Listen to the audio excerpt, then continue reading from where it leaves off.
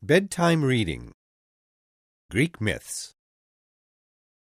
Pandora's Box.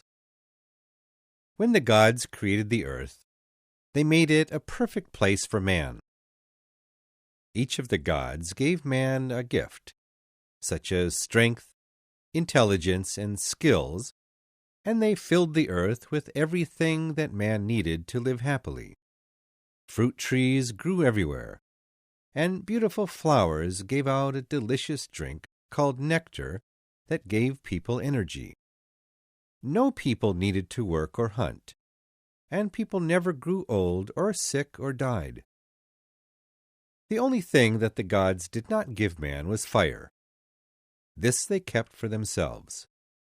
They feared that giving man fire would make him as powerful as the gods and would cause him to destroy the many wonderful things that the gods had put on earth. One day, the Titan named Prometheus stole some fire from heaven and gave it to man. Though man knew that fire was the possession of the gods, they still accepted Prometheus's gift. Zeus was very angry at this and decided to punish man. He called on Hephaestus, the god of metal and fire, and asked him to build a woman out of stone. Aphrodite, the goddess of love, modeled for the statue so that it would be beautiful. When it was finished, Athena breathed life into the cold stone, and it came alive. Then each of the gods gave the woman a gift. Aphrodite taught her how to dance and how to attract any man without even having to look at him. Athena gave her great wisdom. Apollo taught her how to play many musical instruments, and the Muses taught her how to sing. Hermes taught her how to speak wonderful lies that made other people happy. The last gift was given to her by Hera, Zeus's wife, and this was curiosity. The gods then named her Pandora, which means all gifted, and placed her down on earth with all the common men. Zeus went down to earth with Pandora and gave her one last gift. It was a beautiful box, closed with a heavy lock. He then gave Pandora the key to the box and told her that she must never open it, or let anybody else open it for any reason. After a short time, one of Prometheus's brothers, Epimetheus, met Pandora and fell deeply in love with her. She loved him as well and returned with him to his small village. They lived there together happily because life was easy and there were no troubles. The people of the village spent their days dancing and singing in the warm sunshine. Plenty of food grew on the trees and clean water ran through the rivers. Also, since nobody ever grew old or became ill, there was no way to die or lose a friend, family member, or a lover. Everyone's life on earth was perfect. Though Pandora was happy living with Epimetheus, she could not forget the box that Zeus had given her. This was because Hera had given her the gift of curiosity, and each day Pandora's curiosity grew bigger and bigger inside her. But she followed Zeus's order and put the box in a corner of their home where she would not have to look at it. She then told Epimetheus not to ever touch it or move it. One night, after a few years in the village, Pandora woke up in the middle of the night and walked into the room where the box was. The moonlight was shining in through the window, and it made the box look bright and wonderful. The box itself was not fancy or special. It was just a common box with a large lock on the front. Pandora reached into her pocket and felt the key inside, for she had kept the key there since Zeus had given it to her. The key felt warm in her hand and sent excitement through her body. Her curiosity grew and grew as she walked closer and closer to the box. But then she remembered Zeus's words and turned away.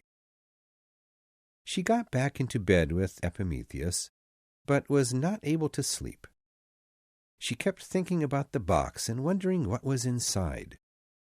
Finally, Pandora got up and went to the room where the box sat. She carried the box outside into the garden, dug a deep hole in the middle of a group of flowers, and placed the box inside. She looked down at it one last time before covering it with the earth. She then took several large stones and piled them on top of the hole. She was tired from her work and returned to bed to sleep with Epimetheus.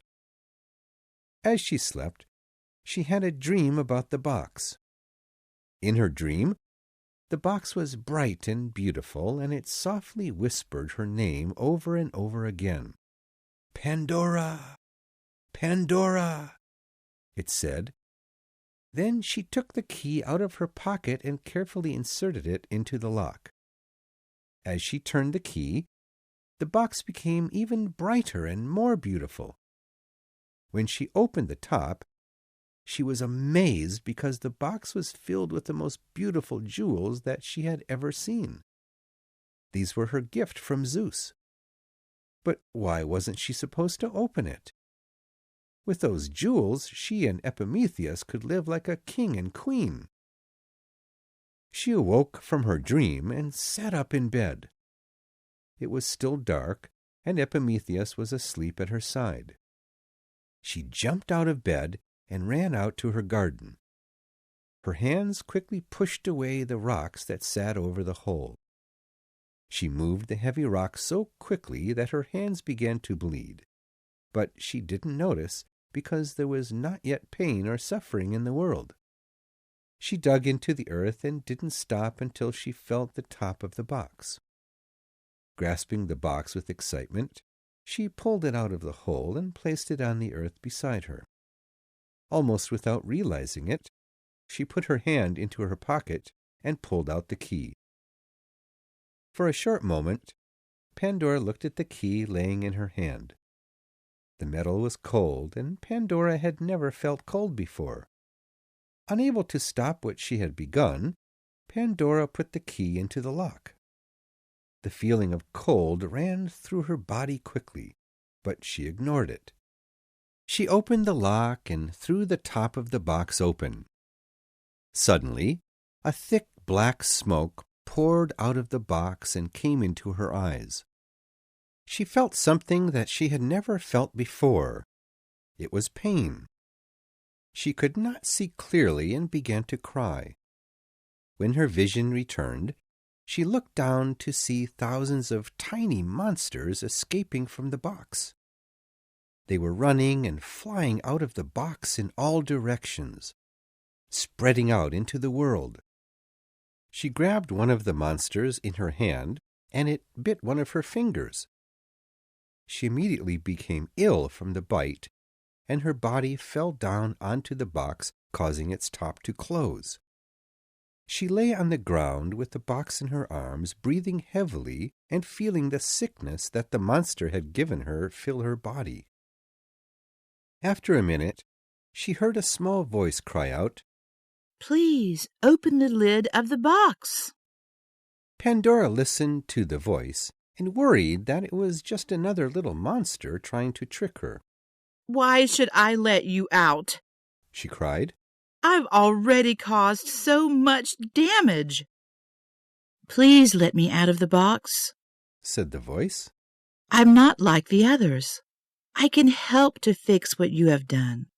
I can reduce the pain and suffering of mankind." With her last bit of strength, Pandora opened the top, then fell back down onto the earth. A small golden light then appeared before her.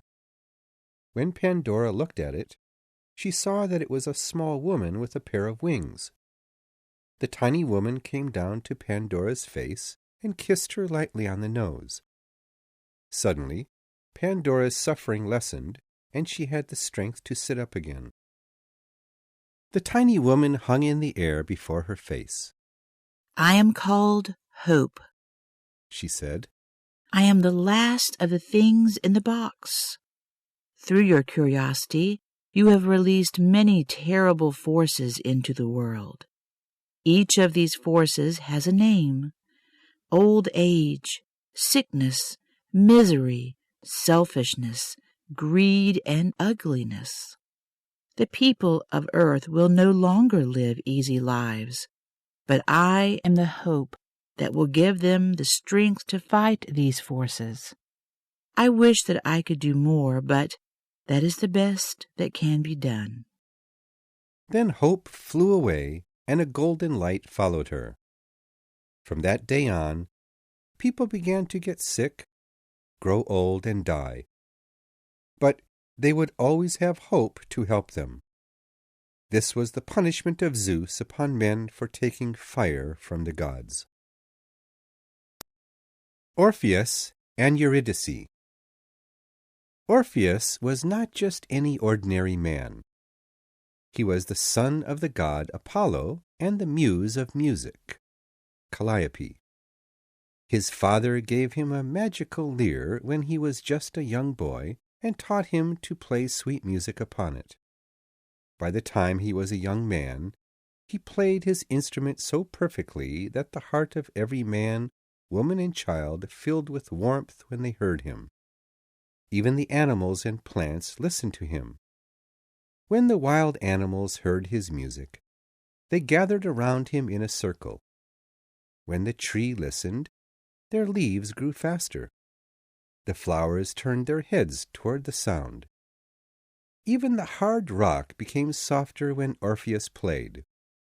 The gods themselves loved Orpheus's playing and sent a beautiful woman called Eurydice to him to be his wife. Orpheus loved Eurydice more than anything in the world, more than riches, more than music, more than himself. But Orpheus and Eurydice's marriage was not a lucky one. Not long after their marriage, Eurydice was wandering in the fields, singing and dancing, when she was seen by a lonely man called Aristeus. Aristeus was amazed with Eurydice's beauty and was determined to have her. He followed her through the fields with the hope of catching her. When Eurydice saw him, she was filled with fear and ran away as fast as she could.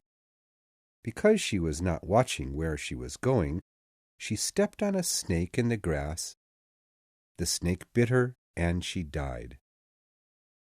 When Orpheus found her body, he begged the gods to let her live, but his cries were not heard. For days he cried beside her body, not eating or sleeping. Finally, Orpheus decided to go down into Hades, the land of the dead, and find his wife. He asked Apollo, his father, to tell him where the entrance into Hades was, and Apollo led him to a cave on the side of a great cliff. Smoke poured out of the mouth of the cave, and terrible screams could be heard from inside. But Orpheus's love for Eurydice and his determination to find her were so great that he was not afraid. He entered into the cave, and instantly the light of the world outside disappeared. Great crowds of ghosts surrounded him as he walked down the long staircase into the center of Hades. They whispered terrible words that Orpheus could not understand. A normal man would have been killed quickly on entering Hades, but Orpheus had his lyre and played such sweet music that the guards of the underworld let him pass. After many hours, the stairs finally ended, and Orpheus arrived in the center of Hades. The god of Hades sat in his great chair with his wife, and Orpheus bowed before them. Orpheus then began to play his lyre and sing, "Great gods of the underworld, to whom all men must one day come, please hear my words, for they are true and from my deepest heart. I have not come to spy on your secrets, or to test my strength against the monsters of this world. I have come to find my wife, who was taken from me too early by the bite of a snake. I have come here for love, love the most powerful of the gods of the men who live on the earth, and I believe a powerful God here as well. I beg you, great gods who have the greatest power, please return my wife to me and let her live again. All men will come to you in time, and Orpheus and Eurydice will both return to serve you. But let her live again, just for the time of a common life on earth, so that she can stand by my side. If you will not do this, I cannot return alone. I will stay here in the underworld." As he sang these words and played his lyre, all the ghosts of Hades cried great tears. Then, for the first time, it is said, the king of Hades himself let a single tear fall from his eye. Orpheus moved quickly and caught the tear and held it in his hand. The god then said, "You have moved my heart, Orpheus, and I will give you what you ask. You may take your wife out of Hades on one condition. You must walk up the stairs out of Hades and not turn back to look at her or this world. Not until you have arrived back in the world of the living can you turn around. If you wish to see your wife, just look into my tear that you now hold in your hand, and you will see her, like in a mirror, behind you." Orpheus began the long walk up the stairs, all the while holding the god's single tear up in front of him to see his wife behind him. In the tear, he saw Eurydice following behind him as best she could. Her foot still hurt from the snake bite, and she walked slowly and silently. The stairs were dark and high, and Eurydice often slipped because of her hurt foot. Each time she slipped, Orpheus wished to run to her, but knew he could not. They walked an hour, and a terrible thought appeared in Orpheus's head. What if Hades has tricked me into leaving the land of the dead, and Eurydice is not really behind me? This thought became bigger and bigger inside of Orpheus's head, until he could not think of anything else. He called out to Eurydice, begging her to answer him, but heard no reply. In truth, Eurydice was calling to him loudly, but the dead made no sound to the living. Finally, Orpheus could not bear it any longer, and took a quick look behind him. The moment he did this, many servants of Hades flew down and grasped Eurydice. As they pulled her back into Hades, Orpheus ran up to her and grasped her hand. They touched each other one last time before she was pulled away. Eurydice looked at her husband with deep love, and did not blame him for his impatience, for how could she be angry at his desire to see her? "Goodbye, my love," she said. "A final goodbye." She then disappeared into the darkness. Suddenly Orpheus found himself back in the light of the world. The entrance to the cave was covered with large rocks that he could not move. He begged the gods to let him back into Hades to try one more time, but he received no answer. He sat at the cave entrance for 3 days and nights without food or water. He then played his lyre and sang a song so sad that everything that heard it felt that their heart would break. The wild animals could not bear to hear a song so sad and begged him to stop. Orpheus refused, and the animals, crazy with sadness, attacked him and pulled him into hundreds of tiny pieces. His spirit, free from his body, fell happily into Hades, where he sought out his Eurydice and held her in his arms. They still walked together happily in Hades, his playing the lyre and her singing, and Orpheus may look at her as much as he wishes, without fear of her disappearing from his arms. The Labors of Hercules. the son of Zeus, Hercules. Princess Alcmene was so beautiful and kind that every man who saw her fell immediately in love with her. Even Zeus, king of all the gods, looked down at Alcmene from his throne in the sky and fell deeply in love with her beauty. Zeus wished to take her as his bride, so he visited her one night, and they were secretly married. Later, Alcmene gave birth to a son and named him Hercules. Since Hercules was the son of Zeus, his strength was greater than any other man's. Hera was Zeus's wife in Olympus, the land of the gods. She knew how much her husband liked beautiful women and was jealous of Princess Alcmene. Hera wanted greatly to see her die, but Zeus ordered her not to hurt Alcmene, and Hera feared Zeus's anger. Instead, Hera decided to get her revenge on Alcmene through her son Hercules. When Hercules was just a baby, Hera sent 2 huge snakes into his nursery. Hercules wrestled with the 2 snakes and killed them. Even as a baby, his strength was great. During his life, Hera did many things to try and hurt Hercules. After Hercules was married and had 2 children, Hera decided it was a good time to take her revenge. She made Hercules think that his wife had been sleeping with another man and that his children were not his own.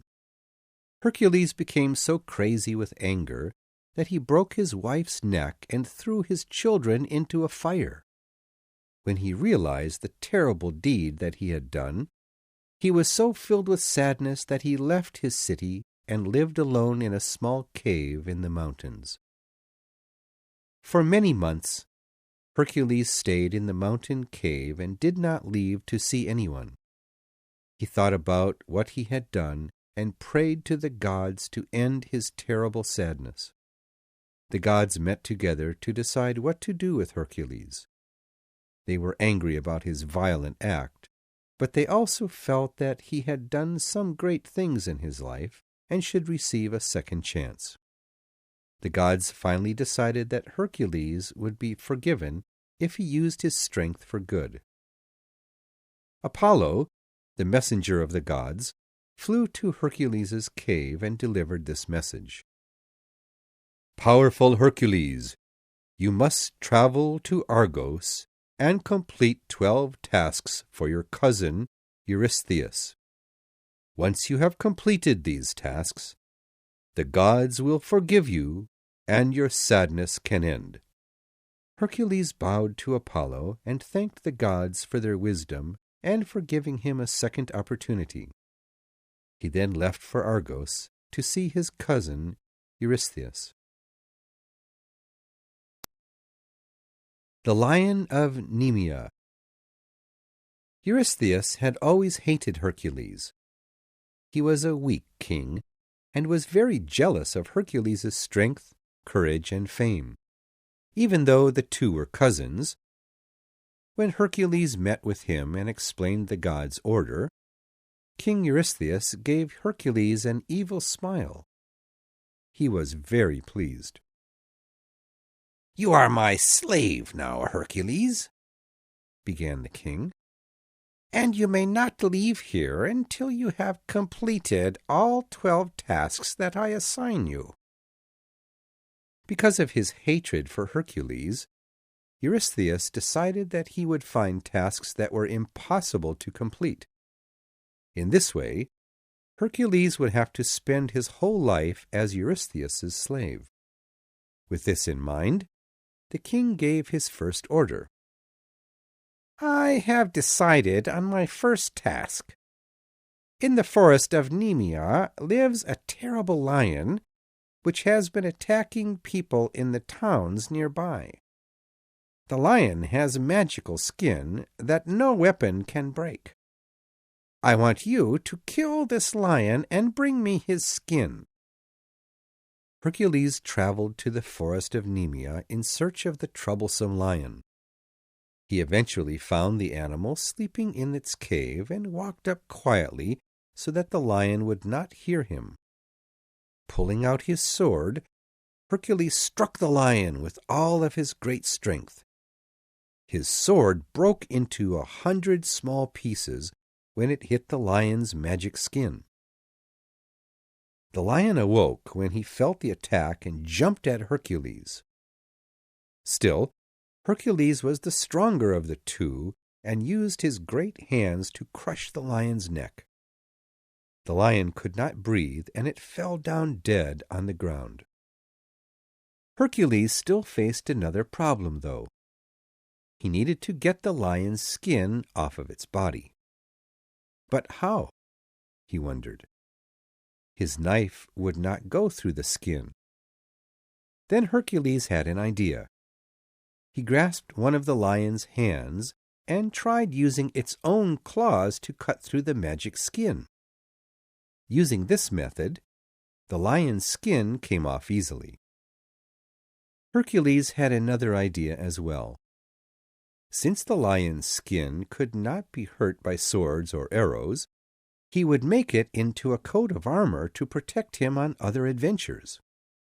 He cut the skin into a coat and made the lion's head into a hat. Then he returned to see Eurystheus. When he arrived at the king's castle, he was still wearing the lion's skin. The king was not a brave man. When he saw Hercules wearing the lion's skin, he thought that it was a lion walking on 2 legs. The king screamed, ran into his bedroom, and shut the door. Hercules laughed hard at the king, as did the king's guards who saw the whole scene. The horrible Hydra. Eurystheus was embarrassed and angry when he heard everyone laughing at him. Still, he was so scared that he would not leave his room and see Hercules in the lion's skin. He ordered one of his servants to tell Hercules of his second task. "In the lake of Lerna," began the servant, "lives a terrible monster called the Hydra. The Hydra is a large dragon with 9 heads, and the head in the middle cannot be wounded. At night, the dragon comes out of the water and eats people in the towns near the lake. The king wants you to save these towns from the Hydra." Hercules knew that this would be a very hard task indeed, so he called for the help of his nephew, Iolaus. "I must go on a very dangerous journey, Iolaus, and I will need your help," he said. Iolaus agreed, and the 2 men set out to find the Hydra. When they arrived in the town nearest to the lake where the Hydra lived, Hercules asked the people about the terrible monster. He learned that many men had come to fight the Hydra, but that all had been eaten. The Hydra's strength was found in its terrible heads. If a man was able to cut off one of the monster's heads, it would instantly grow back. And no man could hurt the middle head in any way. "This is a terrible monster indeed," thought Hercules. "I cannot use my sword to destroy it, for its heads cannot be killed." But Hercules was a smart man and wise in the ways of fighting. He had beaten the terrible lion of Nemea, and he felt sure he could destroy the Hydra. He asked the people of the town to make him a large net with large stones tied around the outside ropes.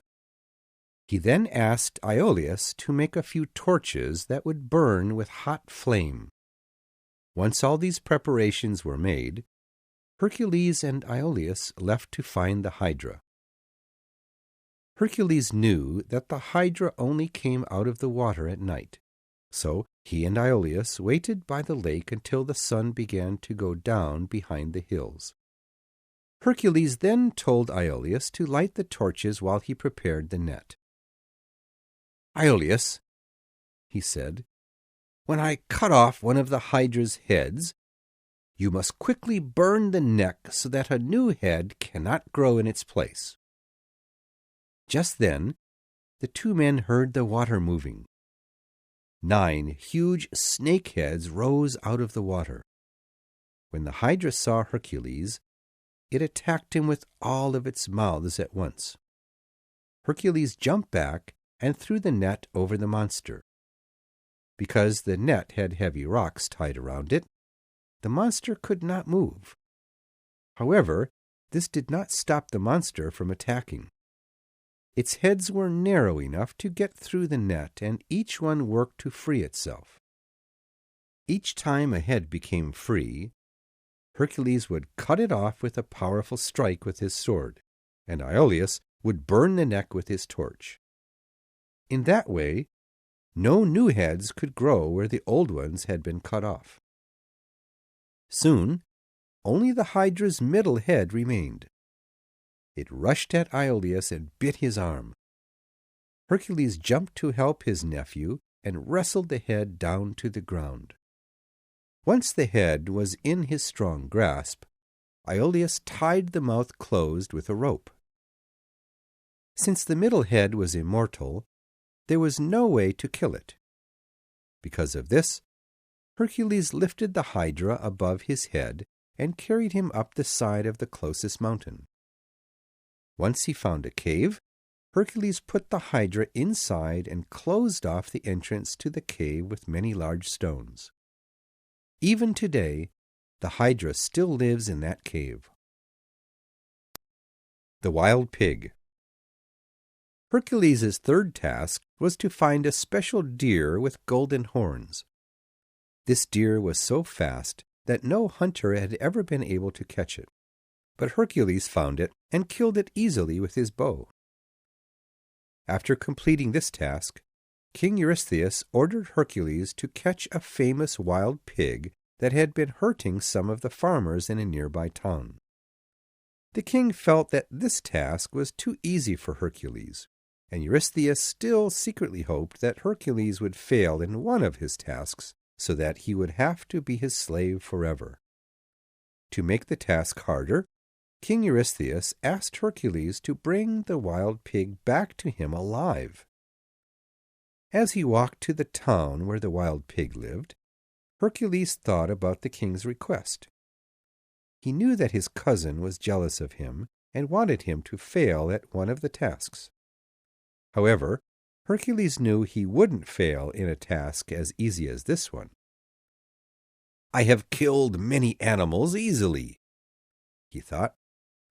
When he arrived at the town, he asked for 2 cooking pots and some rope. After he obtained these items, he began walking up the mountain while hitting the 2 pots together. Clang, clang, clang, clang, clang, went the pots. When the wild pig heard the sound, it became so scared that it ran up the mountain. Hercules followed the pig, still hitting the pots together. Eventually, the wild pig was scared into running to the very top of the mountain. Once the wild pig had no more place to run, Hercules grasped it tightly and tied it up with a rope. The people of the town were so happy to see the wild pig tied up that they had a great party to thank Hercules.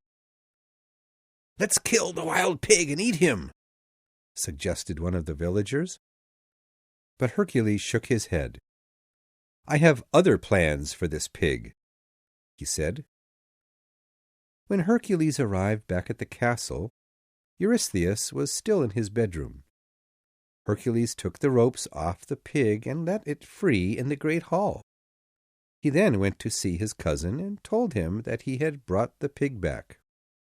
Now, King Eurystheus thought that the pig would certainly be tied up and walked into his great hall to see the animal. Just imagine his surprise to find the pig running around wild. The king jumped onto a table out of fear, and again Hercules laughed at the weak king. Cleaning the stables.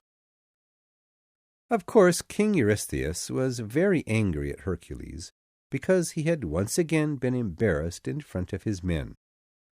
Because of this, Eurystheus thought of the dirtiest and most awful job he could.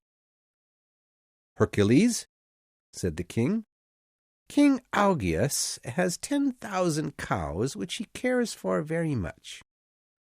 The king keeps his cows in stables near his castle. Of course, the stables are very large. Because of their size, no one has been able to clean them in many years. Your next task is to clean them so that they look like new. Hercules thought that this was a very awful task indeed. But he did not want to let his cousin see that he was upset. Therefore, he put a smile on his face and said, "Why, cousin, this is an easy task. I will return to you in a few days." When Hercules arrived in the land of King Augeas, he first went to introduce himself. "I am Hercules. My cousin has sent me here to clean your great stables." "I know who you are, Hercules, for your fame is known everywhere. You are welcome to stay in my land as long as you want," the king said. The next day Hercules went out to the stables to think of how to clean them. Truly, they were so dirty that they could not be cleaned by one man or even many hundred. He noticed that the stables were at the bottom of a large hill, and that a river ran along the top of the hill. This gave him an idea. The next day he went to see King Augeas and told him, "Great king, I can clean your stables for you in just one day, but you must first take all of your cows out into the fields." Of course, Augeas did not believe that Hercules could complete his task in just one day, but he wanted his stables cleaned so much that he ordered his men to take all of the cows out into the fields.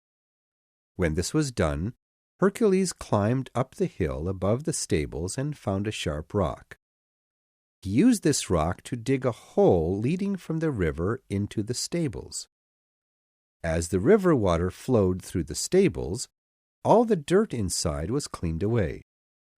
When the stables were clean, Hercules again filled the hole with dirt and allowed the river to continue with its natural flow. Hercules then returned to see his cousin. When he arrived, King Eurystheus could not believe that Hercules had completed his task so quickly. Only 3 days had passed since Hercules had left him. But later that day, a messenger arrived from King Augeas thanking Hercules for his great deed. When he heard the news, King Eurystheus was very angry. The Amazons. Hercules' next task was done for Eurystheus's daughter, Admete. "There is something I want, Hercules," she began. "On the north side of the Black Sea lives a group of fighting women called the Amazons. They have no husbands, and no men live within their society. Their queen is called Hippolyta, and she wears a beautiful dress covered with jewels. I want that dress." Hercules knew that this task could be very dangerous and that he could not handle all of the Amazons by himself. Because of this, Hercules gathered together a group of strong fighters, and they left to face the Amazons together. They traveled many months to find the land where the Amazons lived, and saw many strange lands and strange people along the way. When they arrived at the castle of Queen Hippolyte, Hercules expected a terrible fight. To his surprise, the queen welcomed him with kindness. She had never seen a man so strong and handsome as Hercules, and said, "Please come in. I will have a great meal prepared for you and your men." While they ate, Hippolyte asked Hercules why he had come to the land of the Amazons. Hercules was a brave and honest man and answered her truthfully. "Great Queen, my men and I do not wish any harm on you and your people, but I have come to ask for that dress you wear." Hercules then explained about the tasks he had to complete to satisfy the gods and free himself from his service to his cousin. The queen listened and was not angry. "You may have my dress," Hippolyte said, looking at Hercules with hungry eyes. "but not until tomorrow. Tonight, I wish for you to sleep in my bedroom with me. Tomorrow you can leave with what you have come for." Hercules' task was not going to be easy. All this time the goddess Hera had been watching Hercules and looking for ways to keep him from succeeding in his tasks. That night, while Hercules slept with Hippolyte, Hera transformed herself into an Amazon and walked among the other women, telling them that Hercules had come to steal their queen away from them. When they heard this, the Amazons attacked Hercules and his men. A great battle began, and Hercules and his men were forced to kill many Amazons. Hercules felt terrible about killing women and was especially unhappy when he had to face Hippolyte in a fight. She was a fierce fighter, and Hercules admired her skill. She jumped at him with her spear, and Hercules had to defend himself. He wrestled her down to the ground and made her give him the jewel-covered dress. Hercules left the island with great sadness in his heart. Hippolyte was the strongest woman he had ever met. He had deep love and respect for her. Hercules was angry at Eurystheus' daughter, Admete, for her terrible greed and desire for the Amazon queen's dress. The Golden Apples. Over the next years, Hercules completed many more tasks for King Eurystheus. He killed the poison birds of Stymphalus. He wrestled the mad bull of Crete. He brought the king the wild horses of Diomedes and the cows of Geryones. He even traveled to the land of the dead and brought the king the three-headed dog that guarded its gates. Hercules only needed to complete one more task before he was free from his slavery. King Eurystheus thought of the hardest task he could, in hopes that Hercules would not be able to complete it. The king gave his last order. "I want the golden apples that Zeus gave Hera. The apples are guarded by 4 women called the Hesperides. Find the apples and bring them to me." This last task seemed impossible. Hercules did not know how to do it. The Hesperides were powerful immortals who would never let Hercules approach the apples. Also, Hercules knew that the Hesperides lived with a great dragon that had teeth as long as swords and could breathe fire so hot that it would melt metal. After much thinking, Hercules decided that he needed the help of the Titans. The Titans were giant men that had lived in the world before ordinary men were created. Hercules went to find the Titan called Prometheus. Long ago, when the first man was born, Prometheus stole some fire from the gods and gave it as a gift to men. This angered the gods greatly, and they punished Prometheus in a terrible way. They tied him with chains to the top of a mountain where a giant meat-eating bird lived. Each day this bird flew down and slowly ate out Prometheus's liver. This was horribly painful. Then, each night, his liver would grow back, so that he would have to go through the same pain the next day. Hercules climbed the mountain where Prometheus lived. As he climbed, he heard Prometheus's terrible screams, and he felt great pity for the Titan. Once on top, Hercules took his bow and arrow and shot the vulture that had caused Prometheus so much pain over thousands of years.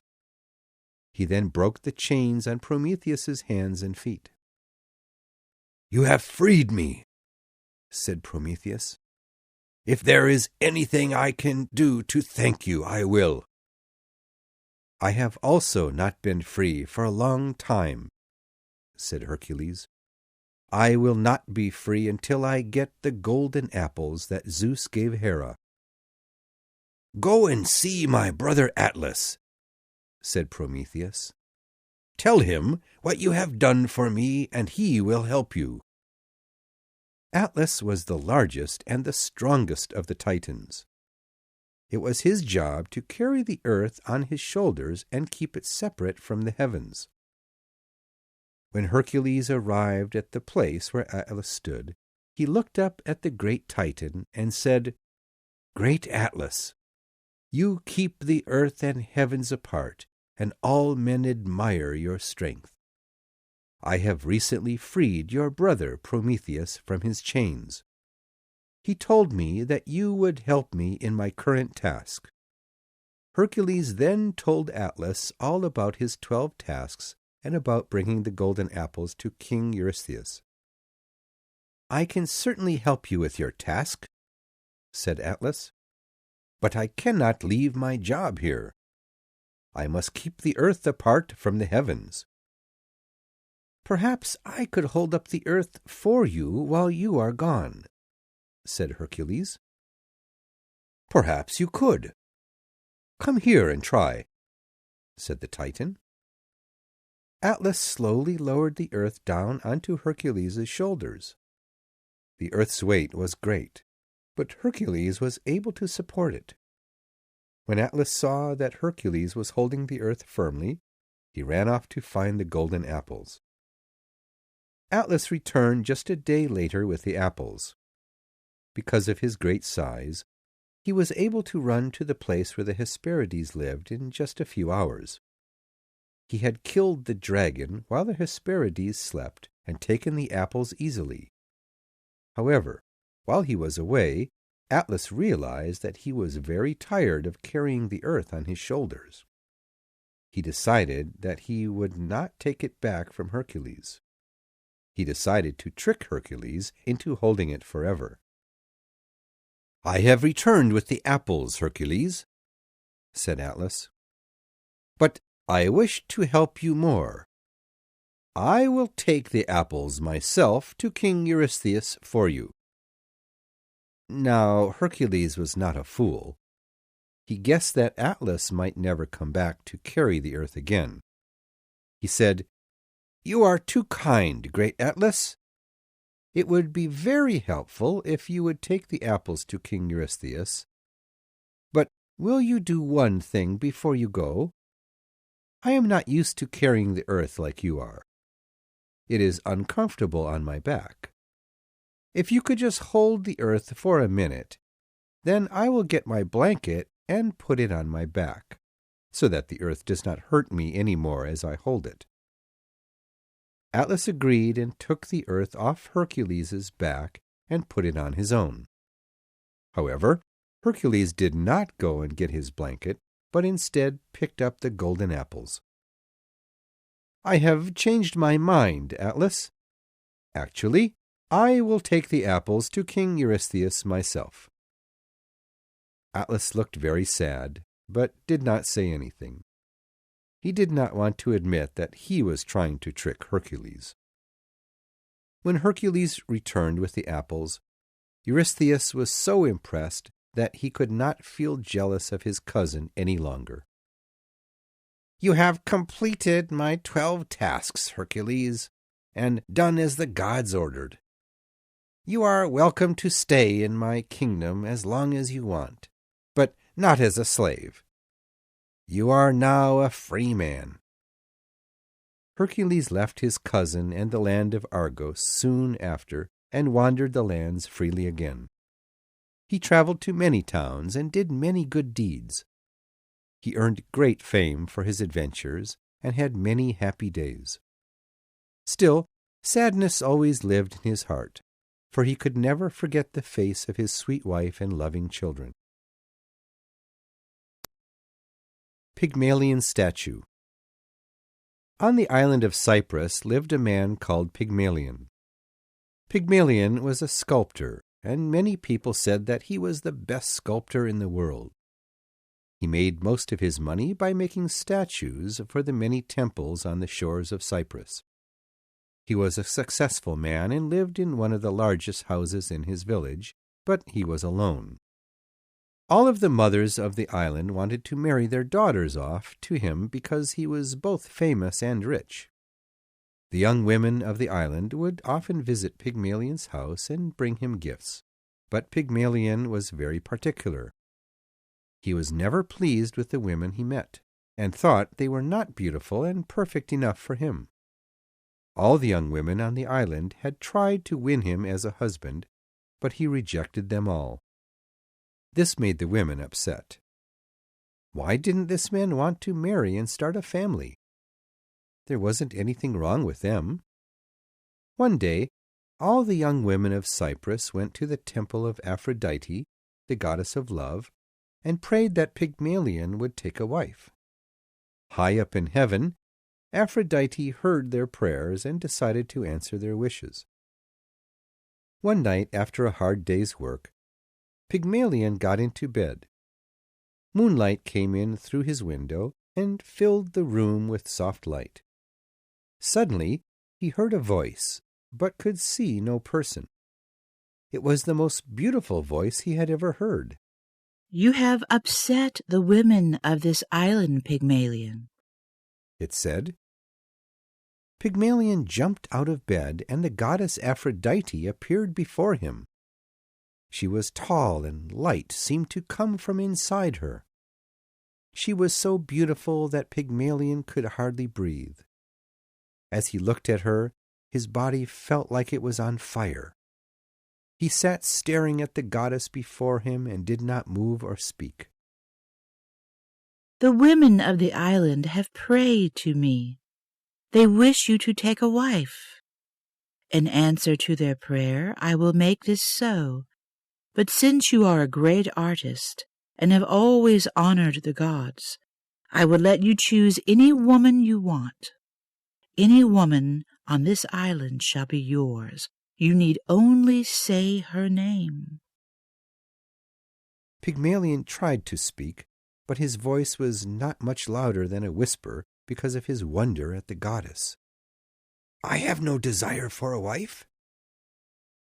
Aphrodite sat down on one knee and looked deep into his eyes. As he looked into her eyes, he understood what true love was for the first time in his life. Then Aphrodite spoke again. "You are being given a gift that no other man has had, Pygmalion. You may choose any woman, and she will be yours." Pygmalion could not say no to the goddess, but he could not imagine taking a wife now that he had seen the beauty of Aphrodite. Suddenly he had an idea. "I will choose a wife," he said. "But first, I wish to complete one last statue. When it is finished, I shall make my choice." Aphrodite smiled, and again Pygmalion's heart felt like it was on fire. "You may create your last statue. I will return when it is complete." Aphrodite then turned to leave, but Pygmalion stopped her. "Wait, please, goddess. I wish that you model for my statue. All the beautiful things in the world together are still not as beautiful as you. I want this last statue to be the greatest I have ever made. I wish it to be the most beautiful thing created by a man's hands." Aphrodite was pleased to hear such sweet words and nodded her head. "I will model for you, Pygmalion. I will return here every night at this time until the statue is complete. When it is finished, I will hear your choice for a wife." Aphrodite then kissed Pygmalion's forehead and disappeared. Her kiss made his whole body feel warm. When he turned around towards his bed, a single red rose lay on his pillow. Aphrodite returned the next evening as she had promised, and the two of them began to work on the statue. Pygmalion began by making small models of the goddess sitting before him. Night after night, Aphrodite came and more small models were made. Soon, There were 100 models. Each one was amazing and beautiful. There seemed to be a part of the goddess in every one of them. The shape and expression of each one was perfect. Aphrodite was very pleased with all of the models. "I wish to give you a gift, Pygmalion," she said, and disappeared. Aphrodite first went to see Hephaestus, the god of metal, and asked him to make tools for the strongest metals that would always be sharp. Having done this, she then flew to see the goddess of the earth, Gaia, and asked for the purest piece of rock that existed in any part of the world. The earth goddess gave it to her, and Aphrodite brought it to Pygmalion. It was placed in the center of his house. "You may now begin your last statue, Pygmalion." Aphrodite whispered in his ear. "I shall return when it is finished." The goddess then disappeared. Once the goddess was gone, Pygmalion picked up his hammer and began working. First he made a basic model of the statue by removing all of the unnecessary pieces of rock. Then he began working on the smaller pieces. He worked all through the night. The hammer was like a part of his arm, and every cut he made was strong and true. Even though every muscle in his body began to hurt, he kept working. An entire week passed, during which Pygmalion only stopped working to eat and sleep for short periods. After this week, the statue was finally done. He stepped back and stared at his work to see if there were any places that needed to be improved. There were none. His work was perfect. He stood with his mouth open, unable to take his eyes off the beauty of the stone woman he had made. Her arms were reaching out as if they were searching for a person to hold. She was not wearing any clothes, and her body was only covered by her extremely long hair. When Pygmalion finally turned away from the statue, he saw Aphrodite standing there. "It is truly beautiful, Pygmalion. I am very pleased." She smiled. "Now it is time that you choose a wife." Pygmalion stepped forward. "I chose her, my statue." He stepped up to the statue and put his arms around the rock. "This woman is the only thing that I shall ever be able to love. If I cannot have her in life, then I wish to become rock as well, and stand in her arms for the rest of time." Pygmalion looked into the statue's eyes and kissed the cold stone lips. Aphrodite's heart was moved by his words. She picked up the red rose that she had left her first night in Pygmalion's house and touched it to the hair of the statue. Suddenly, the lips of the statue became warm beneath Pygmalion's, and the hard arms bent and held him. What was once cold, hard stone was now warm flesh and blood. Aphrodite had given him the love that he had chosen, thus fulfilling her promise. "I have given you your wish, Pygmalion. Before you stands your true love, a piece of your own work, your art. Be good to each other, and forever remember this gift I have given each of you." Aphrodite then smiled and disappeared. Pygmalion stared at his new wife with eyes full of tears. She smiled back at him with a smile just like Aphrodite's. The Greek hero Perseus. The birth of Perseus. In the land of Argos lived a king named Acrisius. Acrisius was a good king and was respected by all the people of the land. King Acrisius had been unlucky, however, because he had only one child, a daughter. Her name was Danae, and she was both beautiful and kind. When Danae reached the age of 13, Acrisius took her to a blind man who could see the future to ask what was in her fate. The blind man told Acrisius that his daughter would give birth to a great hero. This pleased the king greatly, and he asked the blind man to tell him more. "Be warned," said the blind man to the king. that your daughter's son will one day murder you." Upon hearing this, King Acrisius became greatly angry and pulled out his knife to kill his daughter. But when he looked into his daughter's eyes, his heart was filled with a father's love, and all his anger disappeared. "I cannot kill my own daughter," he thought, "but I must make sure that she never gives birth to a son." Upon returning to the capital city, King Acrisius ordered his builders to make a tall tower out of strong metal. When the tower was finished, he locked Danae in the room at the top and ordered that no men ever go near the tower. The king was a wise man and kept the only key to the room in case any of the guards became interested in his daughter's beauty. For the next year, not a single person entered Danae's room. Each day a young servant girl would come and put food through a small window for Danae to eat, but no other person ever entered the tower. One day, the young servant girl heard a sound coming from the room. It was the sound of a baby crying. The servant girl could not believe what she had heard and ran down to tell the king. When the king heard the news, he was so shocked that he ran up to the top of the tower and threw open the strong metal door. Inside sat Danae, holding a young baby boy in her arms. "How is this possible?" demanded the king. "Tell me which man has come in here, and I will cut off his head myself." At this point, Danae told the king an amazing story. "Father, it was no man who came in here. The first night you locked me in the tower, I was so lonely that I cried and cried and could not stop. The king of the gods, Zeus, heard my sad tears and came into the room to comfort me. He came back each night, and soon we fell in love. I agreed to marry him secretly, and many nights we lay together in my bed. My son, this boy you see here in my arms, is named Perseus, and he is the son of a god."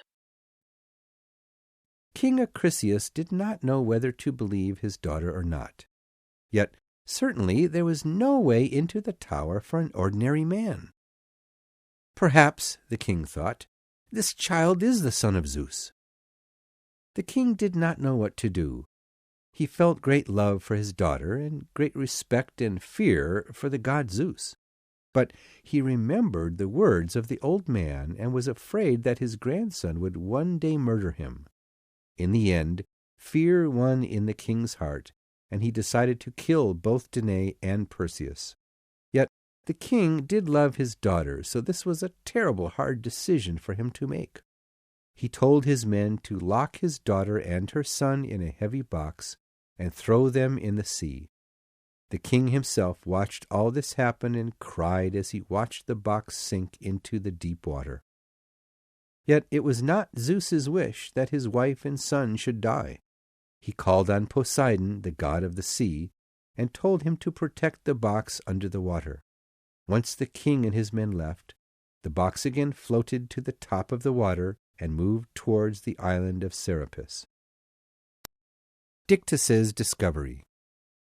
The island of Serapis was ruled by a king named Polydectes. Polydectes had a younger brother named Dictys, who was fond of the ocean and spent many hours each day sitting on the beach and fishing. He had heard that some of the fish in the ocean were magical, and if caught, they could give men great gifts. He wanted to catch one. One afternoon, while staring off into the ocean and waiting for a fish to bite, Dictys saw a strange object far out in the water. He watched it for a while and saw that it was moving towards the beach. With a great feeling of excitement, he waited for the object to reach the shore. When it came close, Dictys could see that it was a large wooden box and hoped that there might be some great treasure inside. He was surprised when he opened the box and found a beautiful young woman and baby inside. "This is a great treasure indeed," thought Dictys. "I must bring this young lady to meet my brother, the king." When King Polydectes saw Danae, he fell in love with her immediately and promised himself that she would one day be his bride. "This lady came to our island in a wooden box which floated here over the sea," said Dictys. Danae bowed to the king. "Beautiful young girl," began the king, "you do not need to bow to me. You are welcome in my land and will be treated like a part of my family.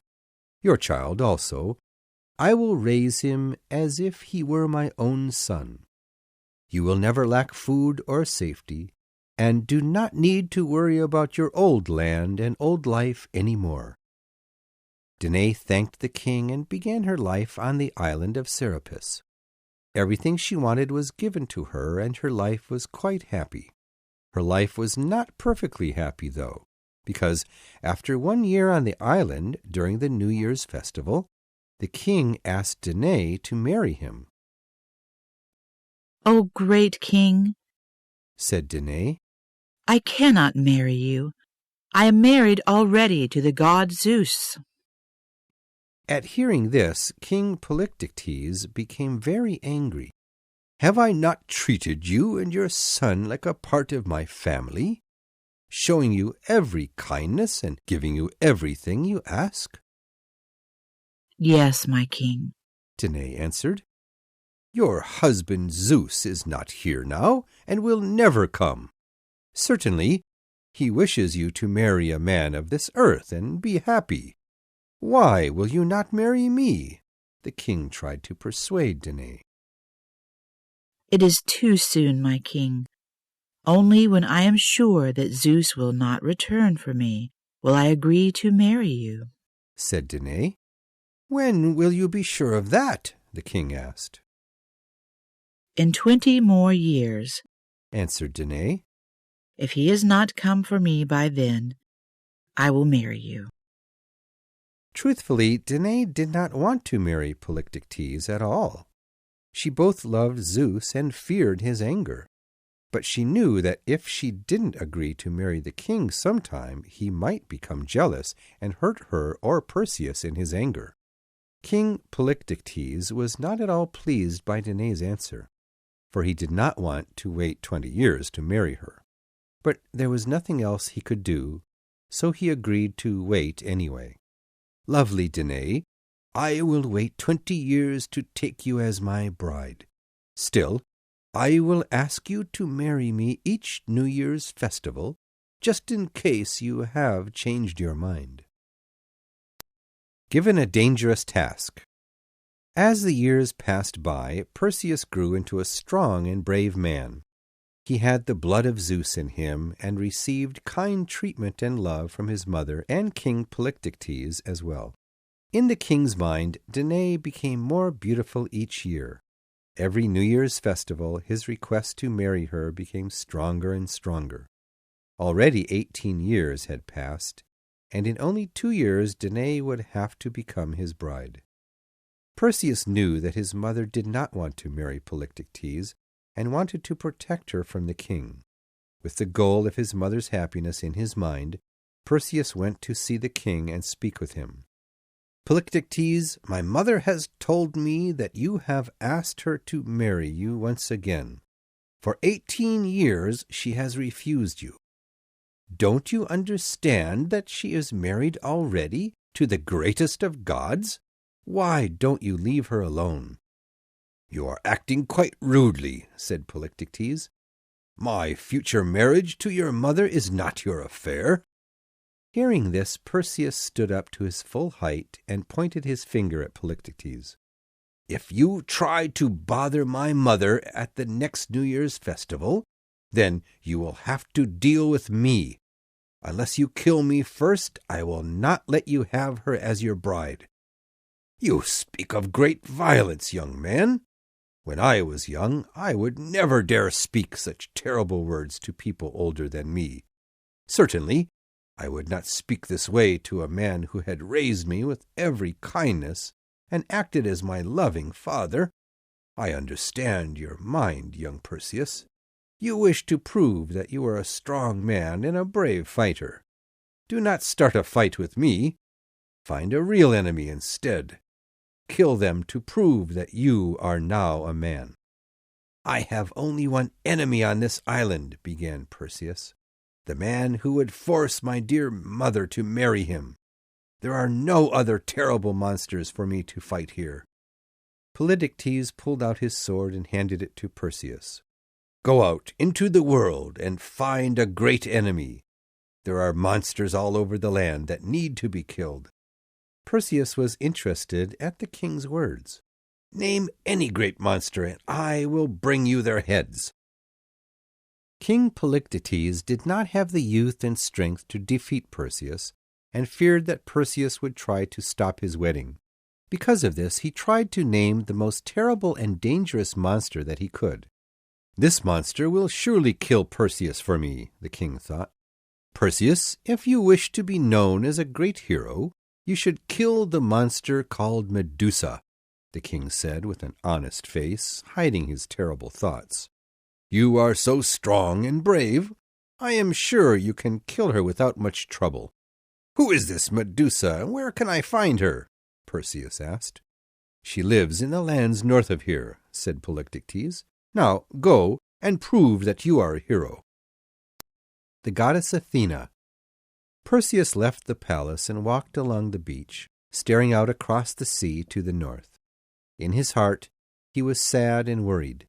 He wished to prove that he was a great hero, but he did not know about this Medusa, where to find her, or how to defeat her. As he stood looking out at the water, a beautiful woman approached him carrying a shield, helmet, and pair of boots. As the woman came closer, she seemed to be surrounded by a bright light, and Perseus could not look directly at her. "Certainly you are a goddess," Perseus said, and bowed down low to the ground. "Stand up, my child," said the goddess. "I am the goddess Athena. I have come to bring you 3 gifts." "So you know of the adventure I have ahead?" said Perseus.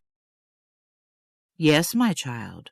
Do not fear Medusa, because the gods will help you. Hades, god of the underworld, has sent you this helmet. When wearing this helmet, you will be invisible to human eyes. Apollo, the voice of the gods, has sent you these magic boots. With these boots on, you can fly like a bird. Lastly, I have made you a special shield that is made from a pure metal and works like a mirror. This shield is perhaps the most important gift. You will need it to complete your task." "O great Athena, thank you for these kind gifts. I am sure, with the gods protecting me, that I will not fail to kill Medusa. But can you tell me more about Medusa? I do not even know what it is that I must fight." Perseus looked troubled. "To learn more about Medusa," said Athena, "go and visit the 3 blind sisters in the island north of here." Athena then disappeared, leaving Perseus alone on the beach. The 3 blind sisters. The very next morning Perseus said goodbye to his mother and went to find the 3 blind sisters. The 3 blind sisters had lived for hundreds of years and knew many secret things that others did not. Perseus had heard many terrible stories about them. It was said that they were so old that they only had 1 tooth and 1 eye left between them, and they had to share them. Because they only had 1 tooth, they had to spend most of the day eating slowly. Because they only had 1 eye, it was hard to find food, and they often ate men who came asking them questions. Perseus put on his flying boots and helmet of invisibility and flew towards the mountain where the 3 blind sisters lived. As he flew over the ocean, he feared that his boots would stop working and that he would fall into the sea, but the boots were a gift from Apollo himself, and they carried him across the sea safely. Once Perseus was on land, no one saw him, for he was wearing his helmet of invisibility. He climbed the mountain of the 3 blind sisters and entered the cave where they lived. Immediately the sisters smelled him, because without eyesight Their power of smell was sharp. I smell something. What is it? It smells juicy and good. I'm hungry, said the youngest sister. It's a man, said the middle sister. Quickly, give me the eye, said the oldest sister. Perseus watched as the oldest sister reached into the middle sister's head and pulled out the one eye. She then pushed the eye into her own head and looked around the room. Perseus was still wearing his helmet, however, and the old sister could not see him. Yes, it's a man. I hear a man's footsteps on the rock floor, yet I see no one, the old sister said angrily. Where are you hiding, young man? I have come to ask you about Medusa, said Perseus in a strong voice. We will tell you nothing, yelled the three sisters together. Not until we can see you. The other two sisters came close to the oldest so that they would not be far from the eye that they depended on. The youngest sister spoke. Give me the eye, sister. I am younger than you and can see better with it. I will find this young man. Perseus watched as the youngest sister pulled the eye out of the oldest sister's head. Just when she was about to put it in her own head, Perseus grabbed it out of her hand. Our eye! He stole our eye! Shouted the young sister.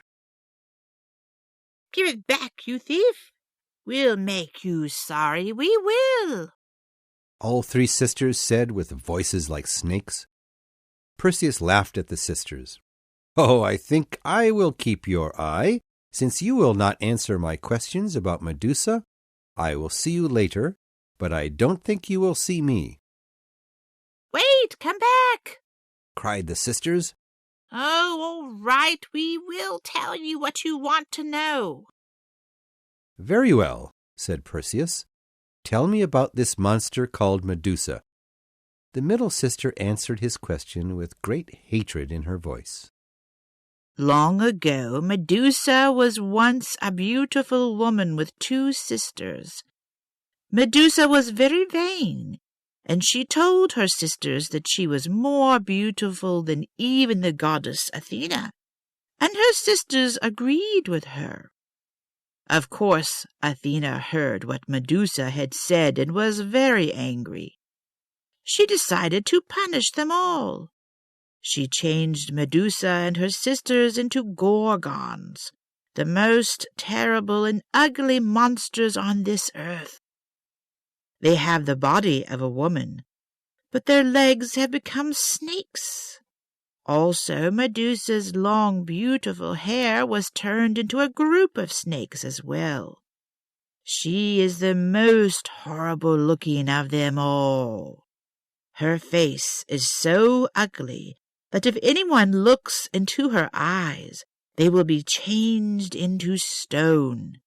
The only way to look at her is by using a mirror. So that is why Athena gave me this mirror shield, thought Perseus. Where can I find this monster? Demanded Perseus. She lives with her sisters on the island of the Gorgons, far to the north of here. Just follow the north wind, and you will find it. Hearing this, Perseus turned to leave and threw the eye down on the floor. The three old women jumped down on the floor, feeling around for their precious eye. The Gorgon Medusa. Perseus left the cave and flew straight to the island of the Gorgons. He searched the island for Medusa and found her sleeping next to her two sisters. They were truly as horrible as Perseus had been told. Their bodies were not pink like humans, but green like a snake. Their hair, which was all snakes, seemed to fight with itself, and the air was thick with their terrible smell. Very quietly, Perseus walked up to Medusa's sleeping body, pulled out his sword, and prepared to cut off her head. Just then, her snake hair woke up and hissed at him. The three Gorgons awoke, and Perseus quickly turned around so that he would not see Medusa's eyes and be turned into stone. The horrible monsters jumped at Perseus, but he avoided their terrible arms with his quick steps. He used the inside of his shield, which was as clear as a mirror, to watch out for the Gorgons as he ran into a forest nearby. The three women carried bows and arrows and hunted him in the woods. After finding a safe place to hide, Perseus had an idea how to kill Medusa. He hung his shield on a tree and then hid behind another tree nearby. He moved his body so that his face was reflected in his shield and waited for Medusa to see it. When Medusa noticed his face in the shield, she thought it was him and jumped at it. Just then, Perseus came up behind her and with one strong movement of his arms cut off her head. Perseus knew that Medusa's head was still very dangerous and did not look down at it. Instead, he used his shield as a mirror, reached down behind him, picked up the head, and put it into his bag. He then closed his bag and flew off the island. The Titan Atlas. After flying for a while, Perseus came near the great Titan, Atlas. The gods had ordered Atlas to keep the sky and the earth apart for all of time. So for centuries Atlas had held the weight of the earth on his shoulders. When the Titans saw Perseus, he cried out to him, "Great flying hero, please come and talk with me a while. I am so tired and lonely here, for nobody ever stops to speak with me." Perseus respected the Titan for his difficult work and agreed to stop for a while. When Perseus told Atlas about killing Medusa, the Titan became very excited. "Is it true that anyone who looks at her face will be turned into stone?" he asked. "It is true, great Titan," answered Perseus. "Then please let me see it," Atlas begged. "Why would you wish to see it?" asked Perseus. "Even one so large and powerful as you would turn to stone." Atlas let out a long, deep breath. "I have carried this heavy world on my shoulders for a longer time than I can remember. I never eat nor sleep, and never receive a rest from my pain. No people come to see me, and I suffer alone. Still, the gods have asked me to do this, and I cannot say no. If you would show me the head of Medusa and change me into stone, then I could end my suffering without dropping the world off my shoulders." Perseus felt deep sorrow for the suffering of the Titan. He agreed to do what Atlas asked. He took out his bag and reached for the Medusa's head. "Goodbye, dear earth. Goodbye, sweet heavens. I have done what I promised, and I will continue to keep you apart forever." Perseus pulled Medusa's head out of the bag and turned his own head away. The Titan did not look at Medusa in fear, but smiled at her with happiness. A moment later he was changed into stone. When Perseus turned around, he saw a huge mountain sitting where Atlas once stood. Andromeda and the Sea Monster. As Perseus flew back toward the island of Serapis, he happened to see a very strange sight. A young woman was tied to a large rock out in the sea. Perseus flew close to the rock and saw that the woman was very beautiful and also very afraid. She did not seem to see Perseus and stared out at the sea in front of her with a look of fear in her eyes. Perseus flew down and landed on the shore near the rock. There was a large group of men and women watching the young woman and the sea. All of the women were crying, and the men had sad eyes as well. Perseus walked up to the man in front of the group and asked angrily, "Why is that young woman tied to that rock? Who has done such a terrible thing?" "I tied her there," said the man. "But do not call me a cruel man, for truly I am the saddest father in the world. I am the king of this island, and that young girl, Andromeda, is my only daughter." "Why have you tied her out there?" asked Perseus. The king answered with dark eyes and a slow, sad voice. "Each month a terrible sea monster comes to this island and takes away many of our children. I have learned from a wise old man, one who knows about the monsters of the sea, that the only way to stop this monster is to give him my daughter. So, to protect my people, I have put my daughter out on that rock." Just then, large waves began to hit the beach, and a large head appeared out of the water. Slowly, the sea monster stood up to its full height of 20 meters and approached the beach. All the people screamed in fear as they saw the monster's large black eyes and white sharp teeth. It had a long tail which made great waves every time it hit the water. When Perseus heard Andromeda scream, he jumped into the air and flew at the sea monster with his sword in his hand. The monster tried to hit Perseus down with his large hand, but Perseus flew too quickly and avoided each attack. Then, flying forward as fast as he was able, Perseus pushed his sword into the monster's neck. The sea monster let out a horrible scream, and blood poured out of its mouth. Its great body then fell down, creating a huge wave as it hit the water. The wave rose up out of the ocean as tall as a building. Perseus was fast and smart, and knew what was about to happen. Before the great wave reached Andromeda, Perseus had untied her and flew her to safety. The men and women on the shore all clapped their hands together and thanked Perseus for his great deed. "Young hero," said the king, "I do not know who you are, but we all thank you for your brave help. You have saved this land, and you have saved my daughter from a horrible death. If there is anything in my kingdom that you would like as a reward, you may certainly have it." "If I may have anything," began Perseus, "then I would like to take your fair daughter Andromeda as my wife." "If that would please you, great hero, then I give her to you with the greatest happiness," said the king. Perseus then turned to Andromeda and sat down on one knee. "I cannot take your daughter unless she too agrees. Will you marry me, lovely Andromeda?" Andromeda walked over to Perseus and reached out her hand to him. He looked up into her eyes and kissed her hand softly. A great cheer of excitement came from the crowd, and right then and there Perseus and Andromeda were married. Stopping an unwanted wedding. Perseus did not stay long on this island, for he needed to return home. It had been 20 years since Danae and Perseus were found by Dictys, and soon his mother would have to marry King Polydectes.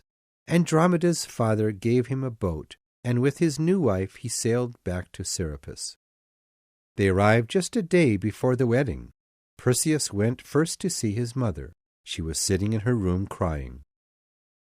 "Oh, my son," she said, "tomorrow I must marry Polydectes.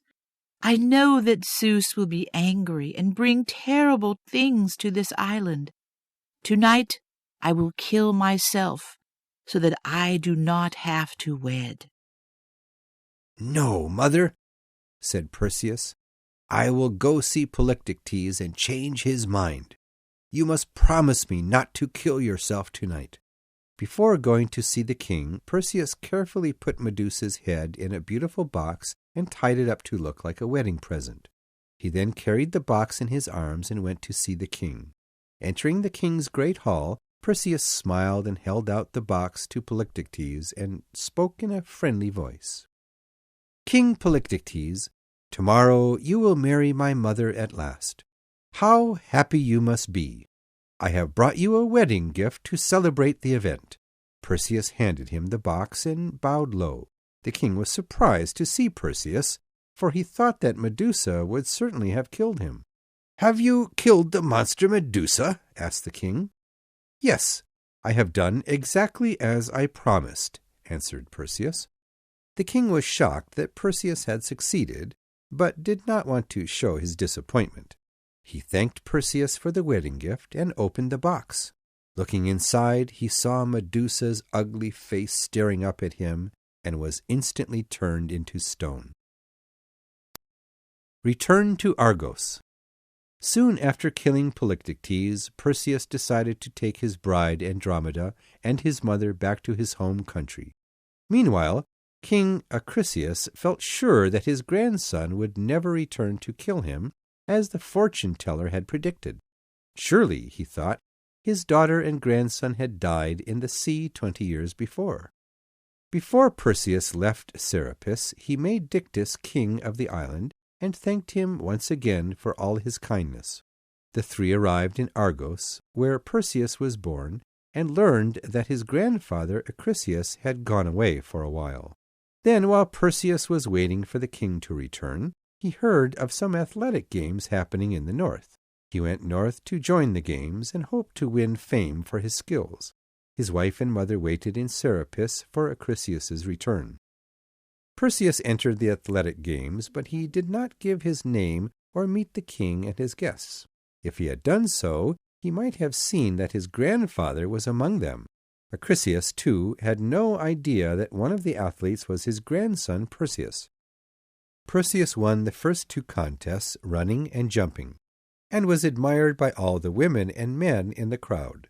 The third event was the spear throw. When Perseus's turn came, he held the spear perfectly, for he had great experience using one. Then, with great strength, he threw it forward and watched it go straight down the field. But suddenly the spear changed direction in the air and flew toward the crowd of people watching the games. The sharp head of the spear hit one of the king's guests, who fell down dead. Perseus ran forward and asked the king why the spear had moved so wildly in the air. The king spoke sadly. It must have been the wish of the gods. Perseus learned later that the man who had died was Acrisius, his grandfather. He stayed for the funeral and then told the news to Danae and Andromeda. Danae was sad, but the memory of herself and her son cruelly locked in the tower and then thrown in the sea made her feel less bad about her father's death. Perseus and Andromeda ruled Argos well for many years to come. After their deaths, they were placed in the sky as stars. King Midas and his golden touch. Long ago, Greece was divided into many different small kingdoms. One of these kingdoms was ruled by a man named King Midas. King Midas was very rich. Many people said that he had more gold than any other king in the world. Even though he was rich, Midas was so greedy that he always wanted to be richer. His favorite thing was gold, and he would do anything to get more. Truly, he wished that everything in his kingdom could be gold, and he hated looking at any object that wasn't. He wore yellow robes and slept in a yellow bed because they reminded him of gold. He even used a golden knife and fork to eat. Midas loved gold so much that he named his only daughter Marigold. If there was anything that King Midas loved as much as gold, it was his young daughter.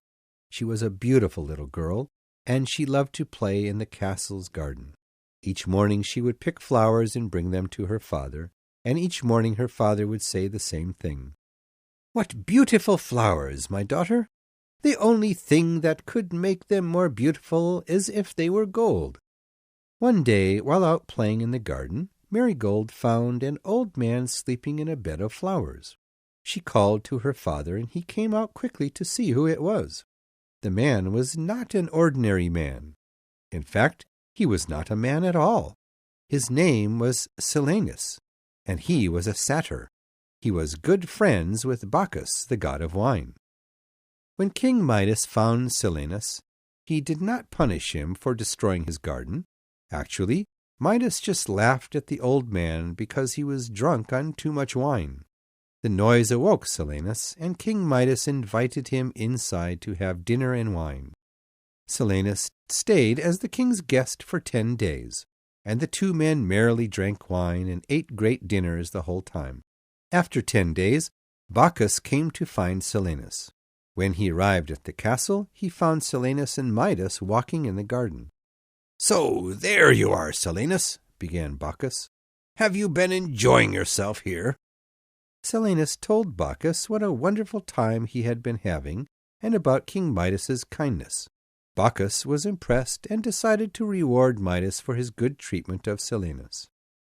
"Good King Midas," said Bacchus, "thank you for taking care of my good friend Silenus. As a reward, I will give you one wish." Midas only thought about it for a second and said, "I wish that everything I touch be turned into beautiful yellow gold."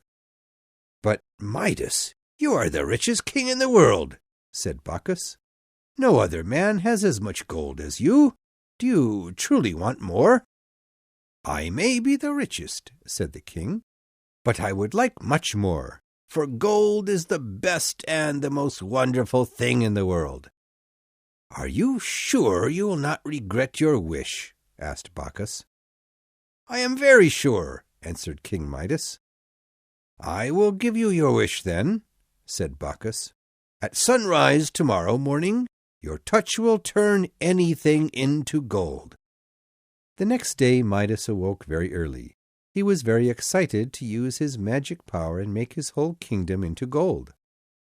As soon as the sun came up above the mountains, Midas tried his magic power by touching the bed lightly with his hand.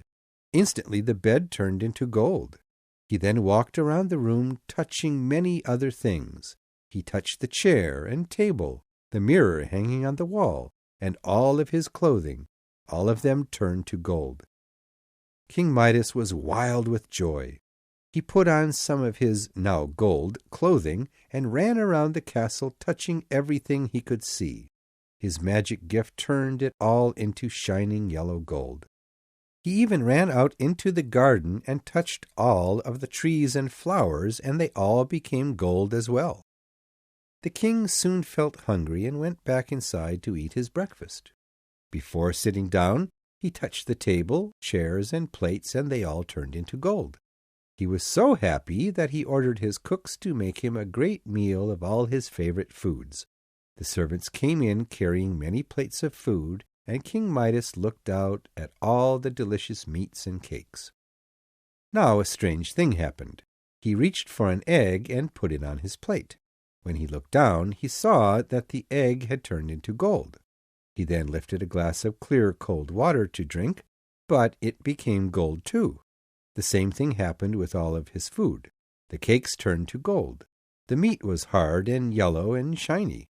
As much as he tried, he could not get anything to eat. It had all become gold, gold, gold. Just then, Marigold came running in from the garden. She was holding a flower in her hand and crying. "Why are you crying, my love?" King Midas asked. "Something terrible has happened to the flowers," cried Marigold and held up a gold rose. "Why, there isn't anything wrong with the flowers," said the king to his daughter. "They are better than before. They are gold." Marigold did not care, though. "Before the flowers were many different colors, and they had a beautiful smell. Now they are all one color and hard, and they don't smell at all," she cried. Midas did not like to see his daughter crying, and reached his arms around her and held her tightly. "It will be okay," he said. "Daddy will plant new flowers for you." Marigold did not answer. When Midas looked down at her, he saw that she too had become gold. Suddenly the king became very afraid. He had lost his daughter, the most wonderful thing in the world to him. Also, he knew that he would not be able to eat and would soon die. He put his head down on the table and cried loudly. "Is something wrong?" asked a voice. The king looked up and saw Bacchus. "Oh, great Bacchus, I was wrong," Midas cried. "I do not want the golden touch. Please take away this horrible power. You may have my kingdom and my castle and all of my money. Just give me back my daughter." "But don't you think that gold is the greatest thing in the world?" asked Bacchus. "No, I hate it, and cannot bear to even look at it," cried Midas. "Are you sure that you do not want the golden touch?" asked Bacchus. "I am sure. I understand better now," said the king. "I now see that gold isn't the greatest thing in the world." "So, you now see that there are things in life more valuable than gold," said Bacchus. "I will take away your golden touch. Take this bucket to the river behind the castle and fill it with water. Pour this water on anything you have turned into gold, and it will return to its original state." King Midas took the bucket and rushed to the river. He returned just a few minutes later and poured the bucket of water on his daughter. Instantly she became flesh again. Midas felt as happy as he had ever felt and held his daughter tightly. The king then used the water to change back his food and water. He and Marigold sat down together and had a great meal. King Midas was amazed at how good everything tasted and how cold and fresh the water felt. After breakfast, he and Marigold walked around the castle together, changing back everything that he had touched earlier. The only thing that never changed back was Marigold's hair. It had turned from black into a golden yellow, and it stayed that way for the rest of her life. Jason and the Argonauts. A murdered father. Iolcus was the king of a great land, and he had only one son, Jason, who he hoped would rule the land after he died. But the story of Iolcus is an unhappy one, for he never saw his son grow to manhood and stand beside him. Instead, while Jason was still young, the king's brother Peleus killed Iolcus and made himself king of the land. But Peleus was afraid he would lose the land he had violently taken, so he planned to kill Jason as well. But Jason's mother tricked Peleus, pretending that Jason had died from sickness. Meanwhile, she gave her baby son to Chiron the centaur. Chiron was half man and half horse, and was both strong and wise. He taught Jason skills with a sword and much knowledge from great books.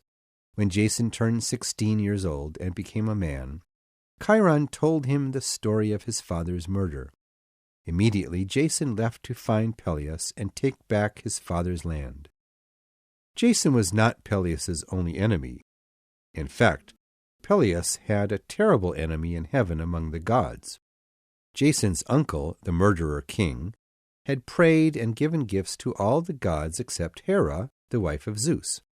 Because of this, Hera hated King Peleus and wanted to see him lose his power. She decided to test Jason to see if he was a good man who deserved to become king. Hera's test was a dangerous one. Only a true hero would pass it. As Jason walked, Hera caused a great storm to begin. She then turned herself into an old woman and stood beside a fast and terrible river. When Jason saw the old woman, he asked her what she was doing, not knowing that a goddess stood before him. "There used to be a bridge here," said the old woman. "but now the storm has destroyed it. I need to get home. Would you carry me across the water?" Now the storm had caused the river to fill with water, and crossing it would be very dangerous. But Jason did not stop to think about his own safety, and carefully picked up the old woman. As he carried her across the river, Hera decided to make the test even harder and made herself heavier and heavier. Jason was strong enough and succeeded in reaching the other side. Hera was impressed with Jason's deed and decided to help him become king.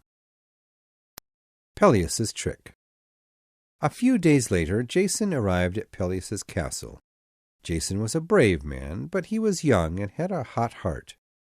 He did not fear any man, but he was not yet wise like an old man. Because of this, he ran straight into Peleus's castle and demanded, "Peleus, my uncle, I am the son of Iolcus. I have come to become king and rule this land." Now Peleus was not young and strong like Jason, but he had the wisdom of an old king. He did not wish to give up his power and let Jason rule the land. Though he could not beat Jason in a fight, Peleus felt that he could beat him with his mind. He decided to pretend to be friendly to Jason and invited him to eat a great meal. During the meal, Peleus and Jason had much conversation together. "I am so glad you have come, Jason," said the king. "I am too old to rule, and I need a strong and wise young man to become king after I die. You say that you are able to rule a kingdom. so I am sure that you can handle any difficult problems that appear. For example, how would you go about getting rid of a strong young man who was giving you difficulties?" Jason wanted to show Peleus that he was smart and wise enough to fix any problem. "I would send him on a difficult journey, one so difficult that he would never return," he suggested. "That is a great idea," responded Peleus. "What journey would you send him on?" "I would ask him to find the golden fleece," answered Jason. "That is a great idea," said Peleus. "Any true hero would be very excited for that task. If a hero succeeded in finding the golden fleece, he would win great fame and all men would sing songs about him." "Do you think so?" asked Jason. "Then I will go myself to find the golden fleece." "You are truly a brave man," said the king. "If you return, you will deserve to be king, and I will give you the kingdom willingly." Peleus laughed to himself, because he felt that Jason would certainly die trying to get the golden fleece. The fleece was guarded by a large dragon. Also, many dangers would face Jason on the way to the fleece. Surely, Peleus felt, he would not have to give Jason the kingdom. The Argo and the Argonauts. The day after his conversation with Peleus, Jason began his preparations. The golden fleece was owned by King Aeetes, ruler of the land of Colchis. The journey to Colchis would take many months by ship, and Jason knew that only the best of ships would make it safely. Jason hired Argus, the most famous shipbuilder, and asked him to make the greatest ship of all time. Argus used all of his skill and made a ship that was both fast and strong. Then Hera, who wished to help Jason on his quest, visited Argus and gave him a magical figurehead to hang on the front of the ship. The figurehead could see the direction of the waves and wind and would warn Jason of storms and other dangers. Argus was so proud of his ship that he gave it his own name and called it the Argo. Jason then searched for companions to help him in his dangerous task. To accomplish this, he sent messengers to find strong men interested in adventure. From all around Greece, many heroes learned of Jason's journey for the fleece and came to join him. These men were called the Argonauts, since they would all sail on the Argo. Among them were Zetes and Calais, who were sons of the north wind and able to fly; Tryphus, the world's greatest ship sailor; Hercules, the world's strongest man; Hercules' good friend, Hylas, and even the great musician Orpheus. They all joined Jason in his great adventure. Within a month, all of the preparations were made. Jason said goodbye to his uncle and promised to return soon with the fleece. The Argonauts each began their work on the ship, and Orpheus played sweet music to cheer them. They sailed for a week before coming to a small island, where they stopped to gather more food and fresh water.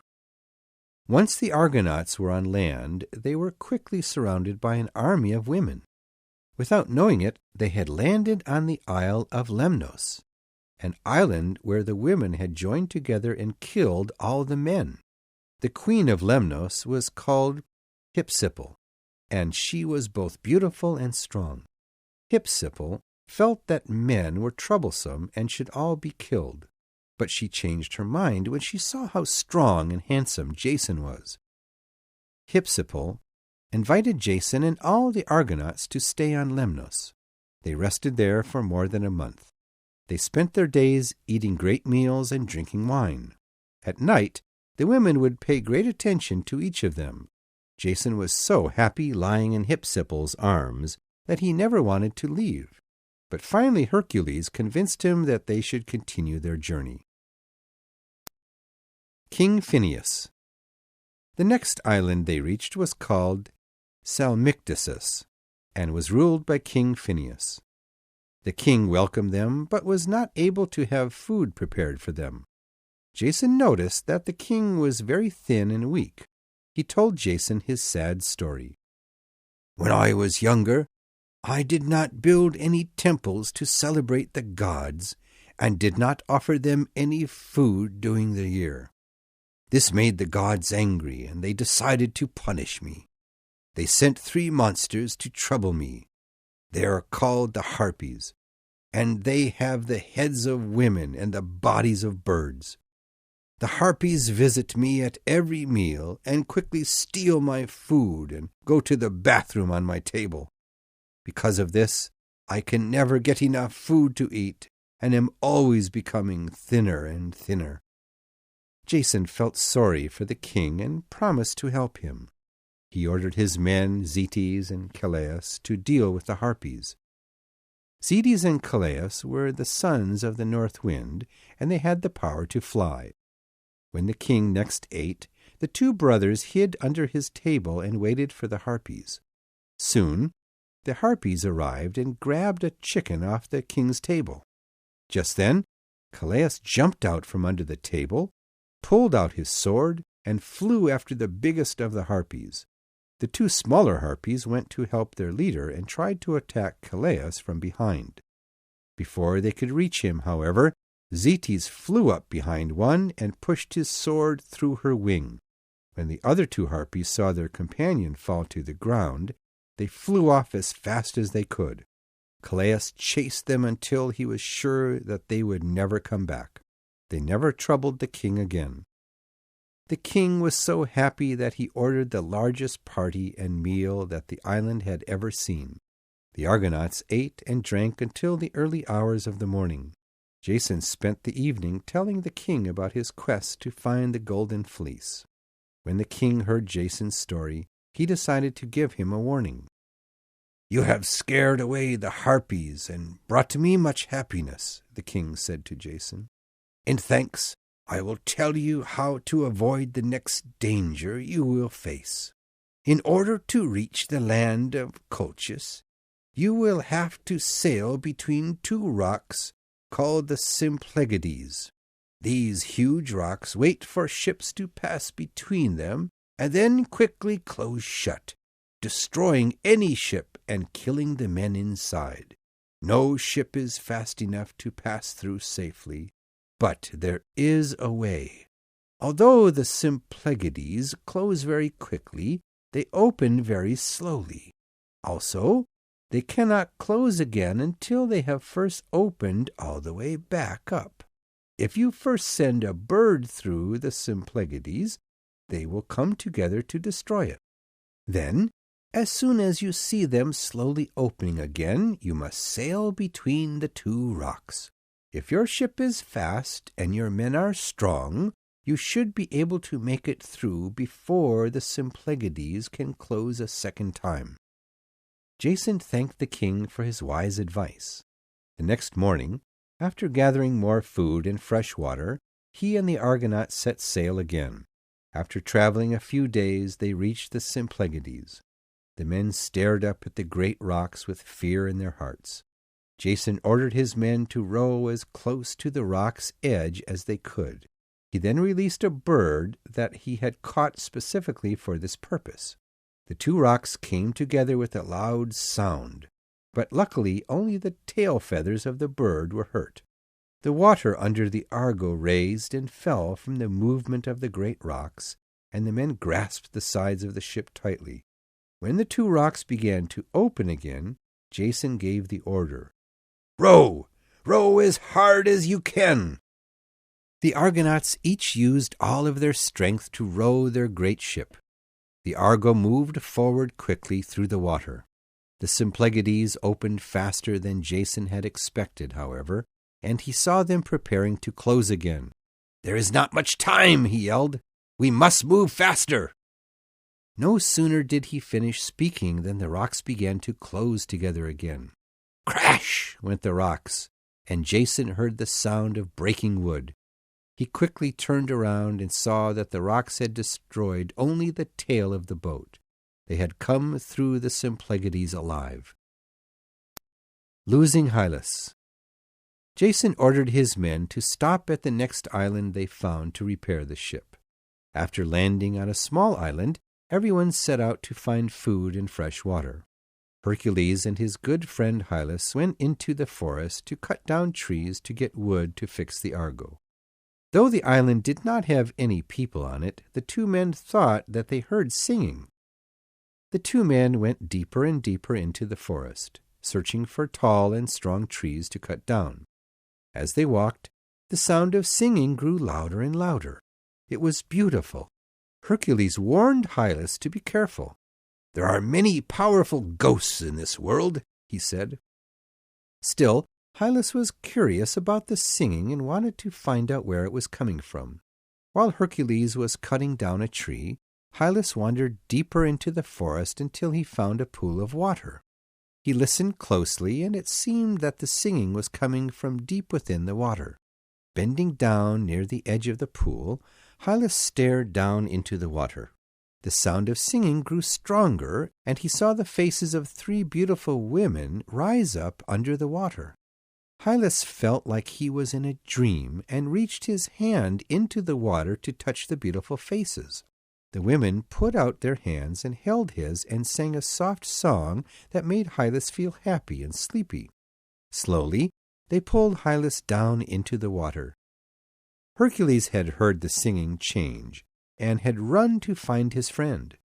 He arrived at the pool just in time to see Hylas's feet sink below the water. Hercules jumped into the pool and searched for his friend, but neither Hylas nor the women could be found. For 2 days Hercules waited by the pool for his friend. Finally, he returned to the Argo and told the other men the sad, strange story. The man had a funeral for Hylas and then left the strange island. The test. Not many days later, Jason and the Argonauts arrived in Colchis. King Aeetes did not like strangers and wished to have his men kill them all. But when he saw the strength and power of the many heroes, he decided that fighting was not the best way to handle them. Instead, the king met with Jason to ask why he had come. When Jason told him about his journey to get the fleece, the king grew very angry. But he did not want to start trouble with the Argonauts, so he pretended to be calm. "You may have the fleece," said the king, "as may any man who passes the test." "What is the test?" asked Jason. "Oh, it is simple," lied the king. "There is a large iron plough and 2 bulls in the field behind my castle. You only need to plough my field and plant my seed to win the fleece. Oh, and you must plough it in 1 day." Jason agreed to the king's request and went to rest for the next day's test. Of course, the king's test was much harder than Jason knew. The iron plough was too large for any man to lift, and the 2 bulls had iron feet and breathed fire. They would quickly kill any man that came near them. Also, the seeds that Jason had to plant were not vegetable or fruit seeds. They were seeds that caused huge men with sharp swords to grow out of the ground. The goddess Hera knew that Jason would not be able to complete these tasks alone, and she planned to help him in the night. King Aeetes had a beautiful daughter named Medea. Late in the evening, Hera persuaded Aphrodite, the goddess of love, to go down to earth and make Medea fall in love with Jason. Aphrodite agreed and used her magic to fill Medea's heart with love for Jason. Once in love, Medea worried about Jason's safety. She knew that her father had tricked Jason into thinking that the test for the fleece was easy, and she wanted to protect him from any harm. In the middle of the night, Medea went to see Jason in his room. She told Jason about the difficulties of his test and explained how to pass them. Just knowing how to pass the test was not enough, however. The bulls were so strong and violent that no ordinary man could use them for work. Fortunately, Medea was good with magic. She created a magic juice that made a man's skin as strong as metal for a day. She told Jason that she would give it to him if he would promise to marry her. Jason promised and thanked Medea for her help. The next morning Jason and the Argonauts awoke and went to meet with King Aeetes. "Are you ready for your test?" asked the king, and handed Jason the bag of seeds that he needed to plant. Jason had already drunk the magic juice and told the king he was ready. The king led him to his field where many men and women had already gathered to watch Jason try and pass the test. Jason stood in the middle of the field and waited for his enemies. Soon the two bulls appeared. When they saw Jason, they immediately ran at him with their horns. They hit Jason many times, but each time the attack did not hurt him, thanks to Medea's magic juice. Then Jason grabbed the first bull and tied the ropes of the plow over his neck. The bull became greatly angry and breathed fire at Jason, but the fire did not hurt him, and Jason continued with his task. Soon he had tied the second bull to the plow as well. The people gathered were amazed at the strength of this handsome young man, and they yelled out in excitement. Soon Jason had plowed the whole field and began to plant the seeds that the king had given him. As soon as all the seeds were in the ground, each one quickly grew into a powerful soldier with a long sword in his hand. Altogether, the soldiers moved toward Jason. Now, Jason was not afraid of the soldiers, for Medea's magic juice was still protecting him. Still, he knew that he could not defeat so many soldiers by himself. Again, Medea had helped Jason by telling him a way to defeat the army. Jason picked up dirt from the ground and threw it in the eyes of each soldier that came near him. Soon, all of the soldiers could not see, and they began swinging their swords wildly about them.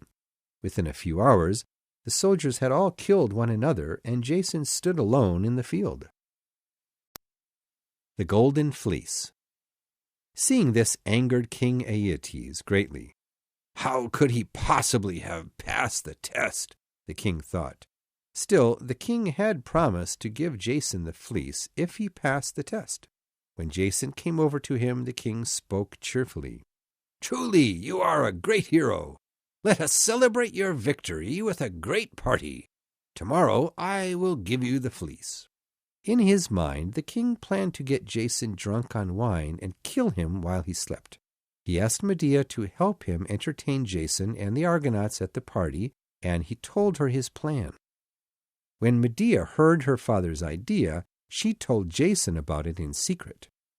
"You must get the fleece and escape tonight," she said. "I will take you to get it after tonight's party."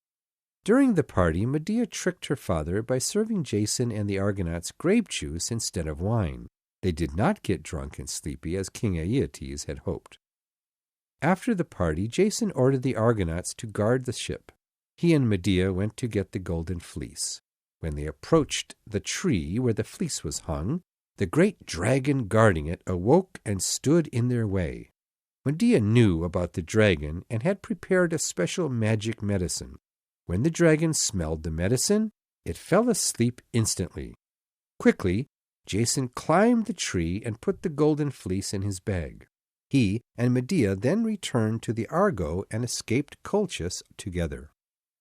Early the next morning, the Argo sailed away before King Aeetes realized that either Medea or the fleece was gone. The trip home was easy, and the Argonauts did not face the dangers they had on the way to Colchis. When he returned to his home, Jason became king and married Medea. Jason's story became famous across the kingdom, and the Argonauts all became famous as well. However, the great happiness of Jason and Medea grew less over the years. Jason grew tired of Medea and married a younger and more beautiful princess. Medea was so angry and hurt that she studied more magic and used it to win the love of many great kings. Many kingdoms were destroyed by her evil powers, but these are all stories for another time. Daedalus and Icarus. Long, long ago in ancient Greece, there lived a famous inventor named Daedalus. Daedalus had invented many machines with many uses. Some of his machines were so amazing that many people felt they were magical. Since he was famous throughout the country, many kings and rich men would invite him to come to their lands and invent wonderful things to help them with many tasks. On a visit to the island of Crete, the king of the island, King Minos, asked Daedalus to build a war machine that would help him to kill his hated enemies. Daedalus was not interested in war and refused to help the king. This angered King Minos greatly, and he ordered that Daedalus be locked up in a high tower that faced the sea until he agreed to do what the king had asked. Daedalus spent a month in the tower before he was able to escape. His son, named Icarus, stole a key from a guard and opened the heavy door to the tower. Daedalus and Icarus ran quickly to the beach and tried to find a ship that would take them back to Greece, but they failed because King Midas had ordered that all ships be carefully searched before leaving the island of Crete. Both Daedalus and Icarus were caught and put in the tower together. Though he was caught, Daedalus had a strong spirit and felt sure that he could find a way to escape. He thought of inventing something to help them escape, but unfortunately there were not many materials in the tower for him to use. After thinking for a long time, he said to his son, "The king may control the land and the sea, yet he does not control the sky. Therefore, my son, we must escape from the sky." Daedalus then told his son to collect all the birds' feathers he could find.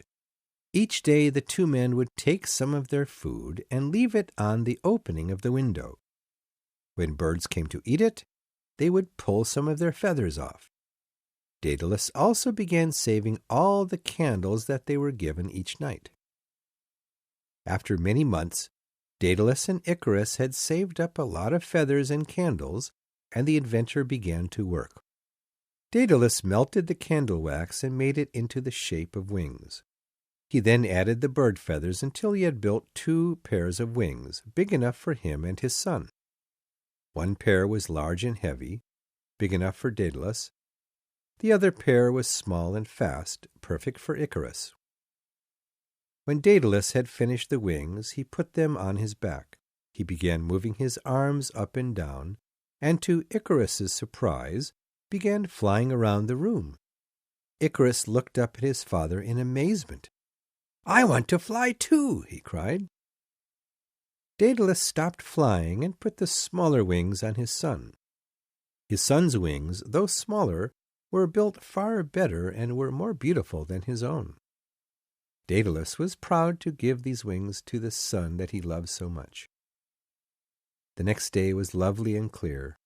Daedalus decided it was a good time to teach his son how to fly so that they could make their escape. He told Icarus to watch the birds and to fly just like they did. "You must not move your wings too slowly or too quickly, and you must follow the wind."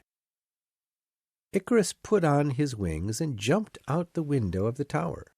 He then flew up high into the air and dove down low above the sea. He was like a child with a new toy. Daedalus was worried as he watched his son. He knew that the wings were not a toy that one could just play with. He called out to his son, and Icarus returned to him. "Son," he said seriously, "it is time for us to escape this island and return to Greece. As we fly, you must stay close to me always. Never fly far away. If you fly too low, your wings will become wet from the fog. If you fly too high, the wax on the wings will melt from the sun." Icarus smiled and promised his father that he would stay close and be careful. So Daedalus and Icarus jumped out of the tower window and flew high above the land. The people of Crete looked up in amazement. Many people thought they were watching gods flying in the sky. Occasionally, Daedalus would turn around to see if his son was still following him closely. For the first hour, Icarus was always just behind his father. However, a little while later, Daedalus looked back and saw that Icarus was not there. Daedalus looked around with great worry in his heart and saw Icarus flying high in the sky. A moment earlier, Icarus had seen two eagles flying above him and became so excited that he decided to follow them.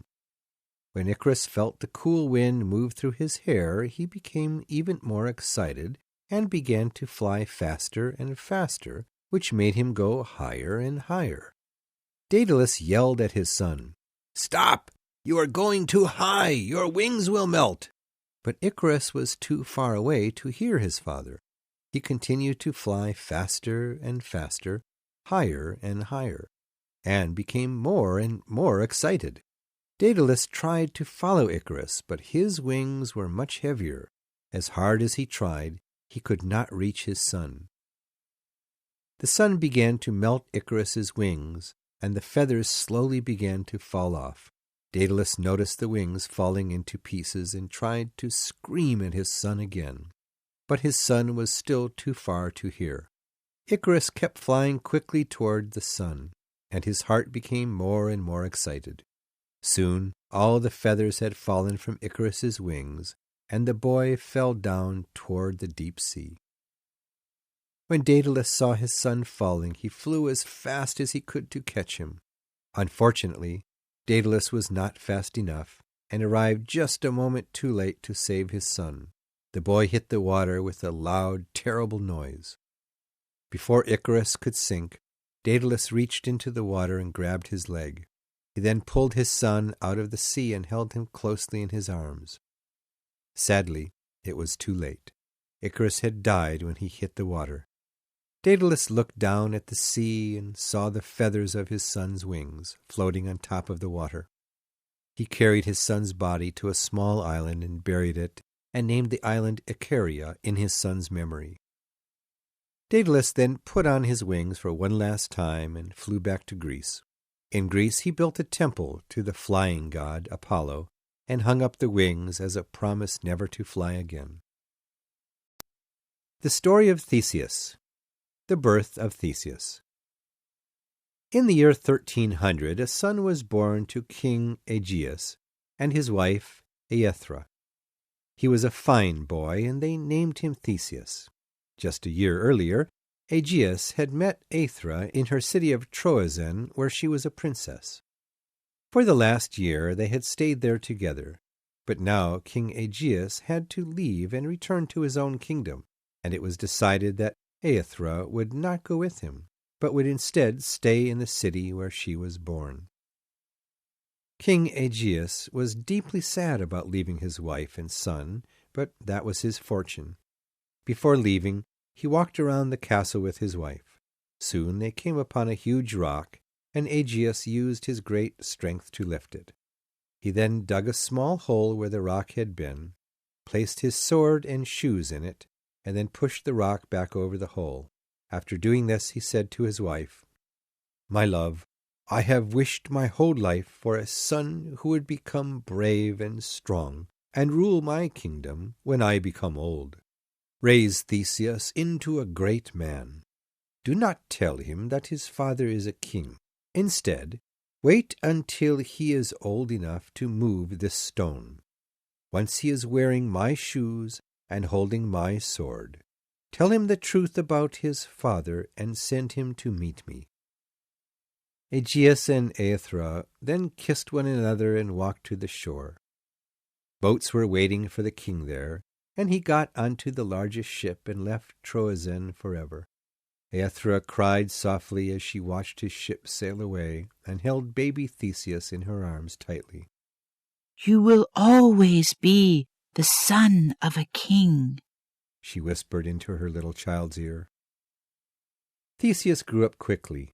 It was clear that he would one day be a strong man.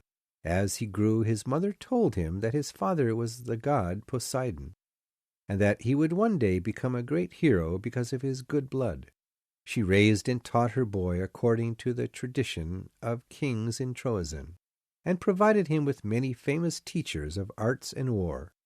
His knowledge grew quickly, and his skill with the sword could not be beaten by any other young boy in the kingdom. One day, when Theseus was still a boy, the great hero Hercules came to visit the castle. Hercules was wearing the skin of a lion that he had killed, and when the castle guards saw him, they thought that he was a real lion and ran away. Only Theseus was unafraid and stood there with a sword in his hand, prepared to fight the animal. "Well done, young boy," said Hercules, laughing. "One day you will become a great hero, as strong as I." Indeed, Theseus grew up to be a very strong and brave man, and was unusually smart as well. On Theseus's 16th birthday, his mother took him to his father's stone. "Can you lift this stone, Theseus?" she asked. Theseus lifted the rock easily and found the sword and the shoes that King Aegeus had left there for him. "Those are gifts left here by your father," his mother said. "He is the leader of a great kingdom over the mountains." Theseus was surprised to hear this and said, "But, mother, isn't my father the god Poseidon?" "No, my son," she replied.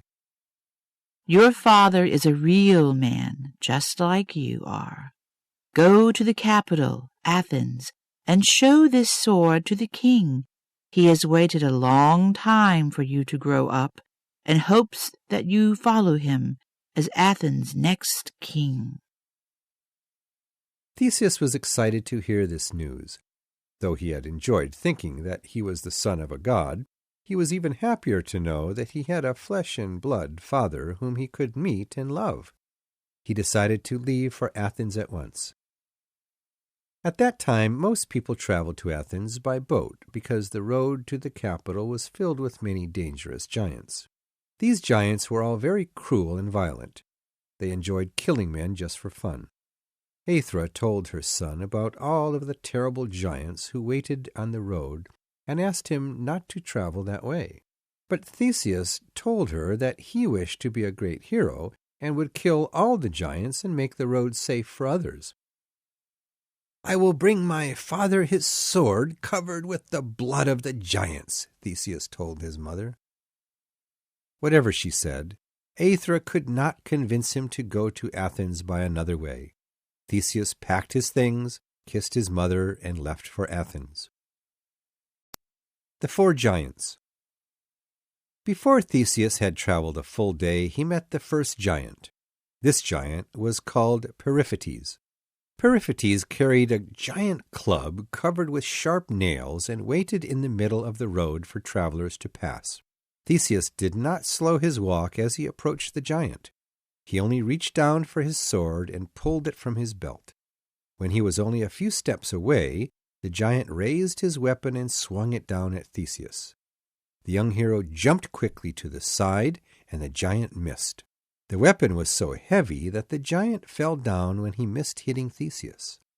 Theseus saw his opportunity, jumped on the giant's back, and pushed his sword through the back of his huge head. Periphetes never stood up again. Theseus was proud to have killed his first great enemy and took Periphetes' club with him to remember the fight. After another day of travel, Theseus met an old man who warned him of a dangerous giant on the road ahead. "Do not go any further. There is a giant ahead named Sinis, who is very cruel and tricky. He will ask you to help him bend a great pine tree down to the ground.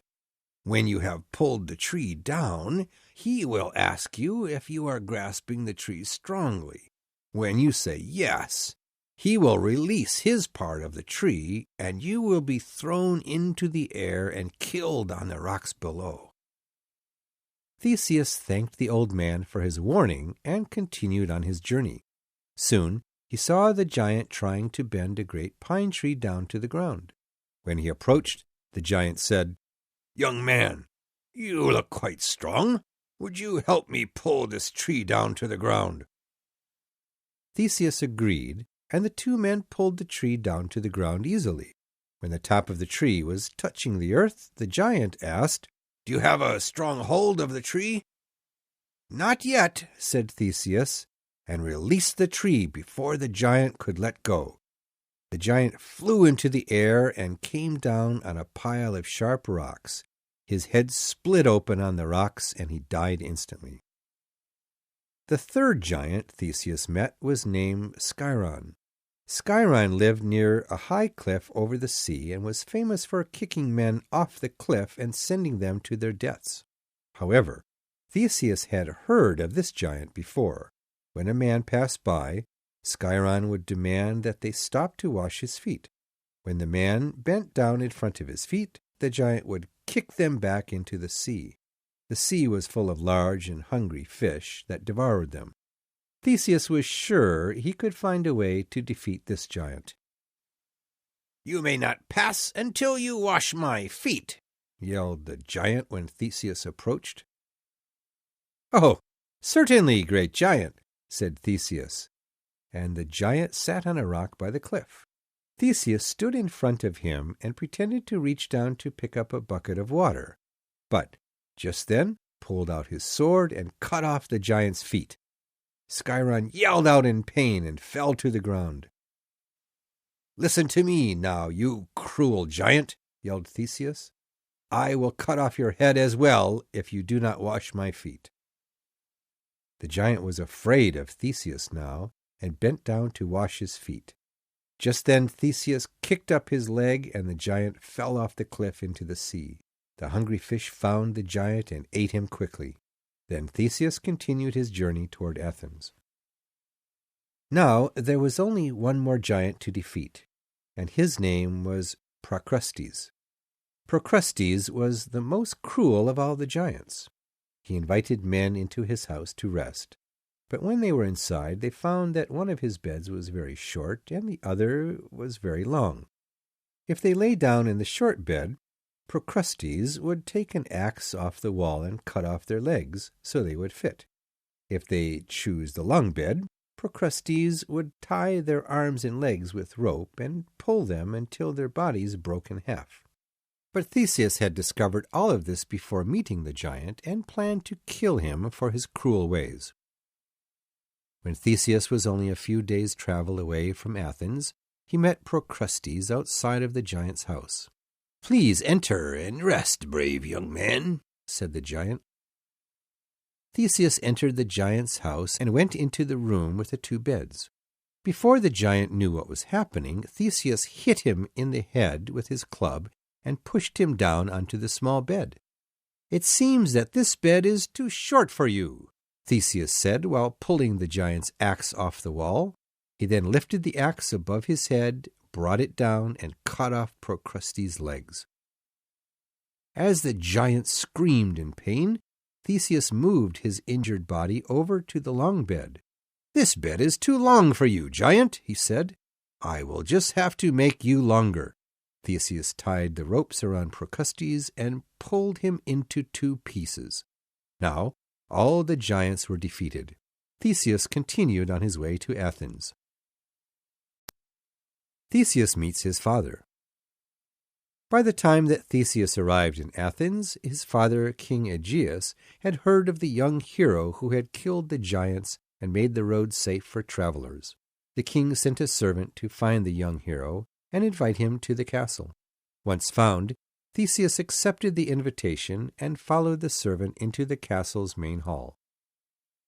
Theseus saw his father from the far end of the hall and was at once filled with great love for the old man. He walked up to the king bravely, pulled out his sword, took off his shoes, and put them down at the king's feet. When the king looked down and saw these things, his heart filled with joy and his eyes filled with tears. To the surprise of all of his guards and servants, he stood up and put his arms around the young man. With tears running down his face, Aegeus said, "Son, you have finally returned to me. I have waited for 16 years to see you again, and now I see that you have become a great hero. You will live here with me now and will one day become king yourself." Indeed, both father and son were very happy that day and lived for many months together. All went well until one morning the young prince woke up to find his father very upset and many of the castle servants crying. "What's wrong, dear father? Why are you so sad?" he asked. "Oh, my son, the soldiers from Crete have arrived. They have come to collect 7 of our young men and women and take them away." "Where will they take them?" asked Theseus. "There is a terrible monster that lives in Crete, called the Minotaur. He is a giant man with the head of a bull. Long ago, King Minos of Crete put the Minotaur in a huge maze called the Labyrinth. This maze is so large and difficult that no one who enters can ever find their way out. Every 9 years, King Minos sends men to Athens to collect young men and women to feed to the Minotaur." "But why must we give the Minotaur our people? Why doesn't King Minos kill his own people instead?" Theseus asked angrily. Aegeus hung his head sadly. "You see, Theseus, many years ago we hosted some games to test the athletic ability of young men in the land. Among the athletes who participated in these games was the eldest son of King Minos of Crete, Androgeus. Androgeus won many of the events, but the next day he was found murdered. Minos believed that we, the Athenians, had killed his son, and demanded that every 9 years we send him 7 men and 7 women at the age that his son had been, to be fed to the Minotaur. This was to be the payment for his son's murder. When I refused to send our young men and women, King Minos started a war with Athens, and because his army was stronger, we were defeated. So I had no choice. I had to agree to send our people to the Minotaur." Theseus learned that this was the 3rd time that the Cretans had come for a collection, and the Athenians were all very unhappy. Every man with a teenage son or daughter had to draw a number out of a box to determine who would lose his child. Many people were angry because King Aegeus would not send his own son as a sacrifice. They believed that he was the cause of all their trouble. Theseus understood the people's anger, so he offered to go to Crete as one of the young people for the Minotaur. All the people of Athens admired the young man for this act. His father tried to change his mind, but the young hero was determined. "Do not fear, father," Theseus said. "I will kill this monster, and Athens will no longer have to send its young men and women to Crete. Be very careful, my son. If you die, I will not be able to live myself," said Aegeus. "Promise me one thing. When you return from Crete, hang white sails on the ship so that I will know that you are victorious." "I promise, father," said the young hero. The ship had black sails while taking the young people to Crete to show the sadness of the task. King Aegeus gave the sailors white sails and ordered them to use the white sails on the return journey instead of the black ones if Theseus succeeded in killing the Minotaur.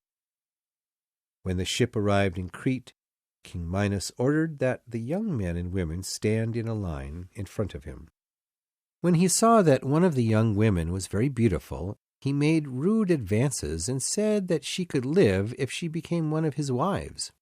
Theseus jumped to defend the girl and said that no Athenian would marry a man of Crete. This made the king angry, and he stared at the young man with red eyes. He then took a ring off his finger and threw it into the sea.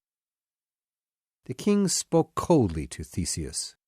"If you find my ring, I will set this woman free.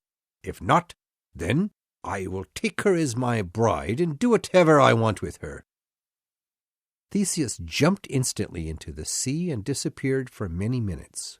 Just when King Minos believed that he was dead, Theseus's head appeared above the water. He returned to the beach carrying the king's ring in his hand. The king was both angry and surprised to see this. He was afraid that Theseus was some kind of god come to punish him. Because of his fear, he decided to keep his promise and let the girl go. He then ordered his soldiers to bring the rest of the young people, including Theseus, to the palace. Theseus and the Minotaur. King Minos sat in his high chair and watched the young Athenians enter his great hall. "You all know that you will never leave the labyrinth alive," said Minos. "The Minotaur will find you and kill you one by one." "But what if we kill the Minotaur first, King Minos?" said Theseus. Minos laughed loudly. "Kill the Minotaur?" he said. "Why, if you kill the Minotaur, I promise to let all of you go." "I will kill him," said Theseus. "Just let me take my sword into the labyrinth, and I will face the monster." "Oh, so the lucky swimmer is now a hero too," said Minos. He was still laughing. "I am Theseus, son of King Aegeus. If I kill your monster, do you promise to let us return to Athens?" "All right. Tomorrow morning you may try to kill my monster. If you escape the labyrinth, all of you may leave." Ariadne, King Minos's daughter, was standing next to her father as the men spoke. She thought Theseus was very handsome and admired his courage so much that she fell in love with him instantly. She secretly decided to help the young hero. During the night, Ariadne quietly went into the prisoner's room and awoke Theseus. She explained to Theseus that the Minotaur was not his only danger. "Who are you?" Theseus said, and admired her beauty. "I am Ariadne, the daughter of the king, and I am here to help you. Listen to me. You will enter the labyrinth easily, and I believe that you are a great hero and will kill the Minotaur. But even if you do that, you will never find your way out of the maze. You see, even the Minotaur is a prisoner here. But I know how you can escape the labyrinth. If I tell you how to get out of the labyrinth, will you promise to marry me and take me with you to Athens?" Theseus promised the princess that he would do so, and then Ariadne gave him a ball of thin string and explained to him what to do. The next morning, when Theseus entered the labyrinth, he tied one end of the string to a rock near the door. As he walked deeper into the maze, he let the string out slowly. Theseus walked deeper and deeper into the maze, always moving towards the center where the Minotaur lived. The bones of many people and animals lay on the ground. Many of the walls were covered with dry blood. Eventually, Theseus heard the sound of heavy breathing and the loud footsteps of a large animal. He stopped walking and waited for the Minotaur to appear around the corner. As soon as the monster saw Theseus, it put its head down and ran at Theseus with its horns. Theseus reached out his strong arms and grabbed the horns with his powerful hands. The Minotaur turned its head quickly, back and forth, trying to get Theseus off, but it could not. Then Theseus used all his strength and turned the Minotaur's neck until it almost broke. The Minotaur fell, and before it could get back up again, Theseus pushed his sword into its mouth and all the way through its head. He then followed the string back to the entrance of the labyrinth. When Theseus came out of the labyrinth with a bloody sword in his hands, the other Athenians began crying tears of joy. By killing the Minotaur, Theseus had not only saved his own life, but theirs as well. King Minos was very angry to see Theseus come out of the labyrinth alive. However, because of his amazing deed, the king was now certain that Theseus was protected by the gods. He let the Athenians go free, and thus Athens' debt to Crete was ended. The next day Theseus kept his promise to Ariadne and took her with him. When King Minos learned that his daughter had left with Theseus, he sent his ships to capture the Athenians. But Theseus had left very early, and his ship was too far ahead. After following for just a day, Minos' ships gave up and returned to Crete. Everyone was so happy returning to Athens that they had a great party and drank all the wine on the ship. The next day they stopped on the island of Naxos and went in search of fresh water. While on the island, Ariadne walked around picking flowers to give to Theseus. She soon fell asleep on the beach in the warm sun. When Theseus saw her sleeping there, a strange thing happened. His heart turned cold to her, and he ordered his people to return to the ship and leave the island without her. Ariadne awoke just in time to see the ship disappear from sight. Her heart broke, and she cried until night fell. When the gods heard Ariadne cry, they became angry and decided to punish Theseus for his selfishness. They made all the people on the ship forget to hang the white sails. As they approached Athens, the black sails still hung high. Since Theseus had left, his father had spent every day sitting on a high cliff over the sea, watching the water and waiting for the ship's return. When he saw the black sails hung on the ship, his heart broke just as Ariadne's had. He had prayed all his life that his son would rule the kingdom after he died, and now he did not have anyone to rule the kingdom after he died. He stood up and walked over to the edge of the cliff, looked once more at the black sails on the ship, and let himself fall into the sea far below. When Theseus finally arrived in Athens, he expected a large party to be going on in celebration of the safe return of the young men and women. Instead, all the people had sad faces, and Theseus was greeted only by the dead body of his father, lying on the beach where the waves had pushed it. Bellerophon and the Winged Horse Pegasus. Long ago there lived a great king named Sisyphus, who ruled one of Greece's many kingdoms. He had a daughter who was beautiful and kind-hearted and loved by all the men in the land. This beautiful girl loved the sea and spent a lot of time walking on the beach and watching the waves. One day she returned to the castle wet with seawater. When Sisyphus asked why she was wet, she refused to reply. Exactly 9 months after that day, she gave birth to a son. When Sisyphus demanded that she tell him who the father was, she again refused to answer. She named her son Bellerophon and raised him with all the love a mother could give. Later she had a second son and called him Deliades. Bellerophon grew up into a strong and brave young man. People all over the land admired his great skill in fighting, and all women said that he was as handsome as he was strong. Everyone wondered who his father was, for certainly his father must be a great hero. Many people said that his father was actually the god of the sea, Poseidon. No one could say for certain that Bellerophon was the son of a god, but many people believed that he was. Bellerophon himself believed that he was a god's son. One day, while they were out hunting together, Bellerophon accidentally killed his brother Deliades with an arrow.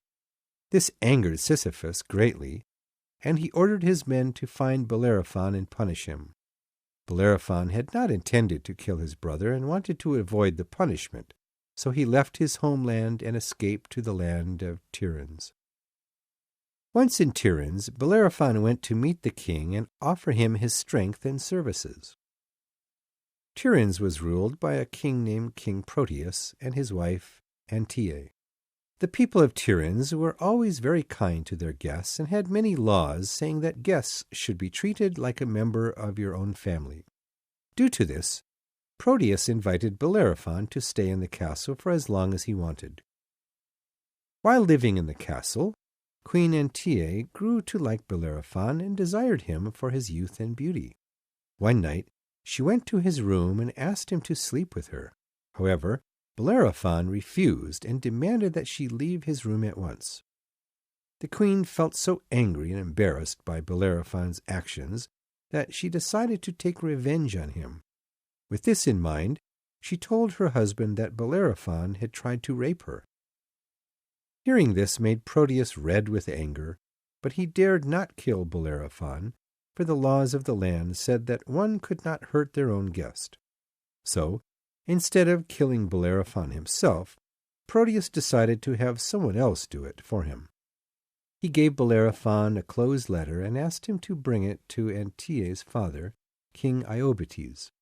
Bellerophon accepted the task happily, for he was anxious to repay all of Proteus's kindness. Inside the letter, Proteus wrote, The man carrying this letter tried to rape your daughter, Antaea. I have sent him to you for punishment, King Proteus. However, Proteus's plan for Bellerophon's death failed. Iobates also had to follow the laws of the land and could not harm a guest. Instead, he thought of a plan to trick the young man into going to his death himself. In Iobates' kingdom lived a terrible monster called the Chimera. The monster had the body of a lion and 3 different heads. In addition to the normal lion head, there was also a large snake head and the head of a goat. Strangely enough, the goat's head was the most dangerous of the 3 because that head could breathe out fire. Killing the Chimera was a terrible and dangerous task, and Iobates felt sure that Bellerophon would be killed if he fought the monster. One day the old king told Bellerophon about the Chimera and told him about how it was killing his people and destroying the countryside. If some brave man could kill this monster, he would be a hero in the hearts of all my people, said the king, looking at Bellerophon. When Bellerophon heard the king's words, he jumped up and said that he himself would kill the Chimera and end the people's fear. Bellerophon knew that this task was almost impossible, but he felt that King Iobates had been a very good host to him and wanted to repay his kindness. Still, Bellerophon did not have any idea how he could kill the Chimera.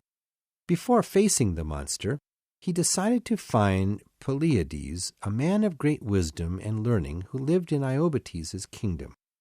Pylades had once been a great hero himself, but he had since grown old and moved to a small house far away from other people. Pylades told Bellerophon that the only way for one man to defeat the Chimera was if he could fly.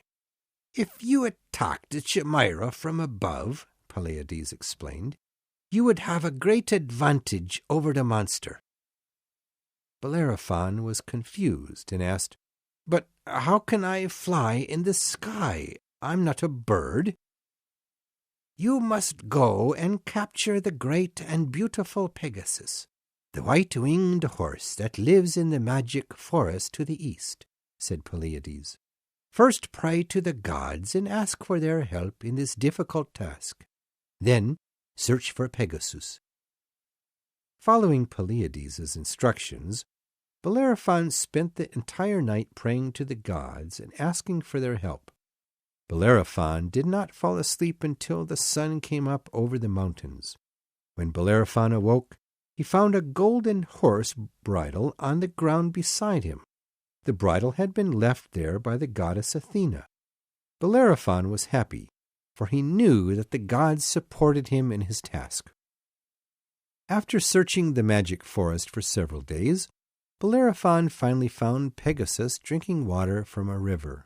Holding the golden bridle in one hand, Bellerophon carefully approached the amazing animal. The horse noticed him coming closer and turned his head towards Bellerophon's, and looked in his eyes. For a moment, Bellerophon feared that Pegasus would fly away. However, to his surprise, the horse again put his head down to the water and continued to drink. Slowly, Bellerophon reached out to touch Pegasus and put the golden bridle on his head. Pegasus did not fight or argue and waited calmly as Bellerophon climbed onto his back. An instant later, Pegasus had jumped into the air and flew quickly upward. Soon Bellerophon found himself high among the clouds. All day Bellerophon flew high in the sky, looking down at the land below. In his heart, Bellerophon felt like a god flying in the heavens. It was a wonderful feeling. He was sure that his father must have been a god, or else Pegasus would not have let him ride her. The next day Bellerophon collected together some weapons. He prepared a sword, bow, arrows, and a thick coat, and rode Pegasus to find the Chimera. Due to Pegasus's great speed, he quickly found the monster. Pegasus flew down at the monster, and Bellerophon swung at it with his sword. The Chimera's goat head breathed fire at Bellerophon, but Pegasus was too fast and escaped the monster's attack. Then Bellerophon pulled out an arrow and prepared his bow. His very first shot went through the neck that all three of the Chimera's heads shared. The monster tried to let out a sound of pain, but only blood came out of its three terrible mouths. With the monster dead and his task complete, Bellerophon returned to Iobates' castle to give him the news.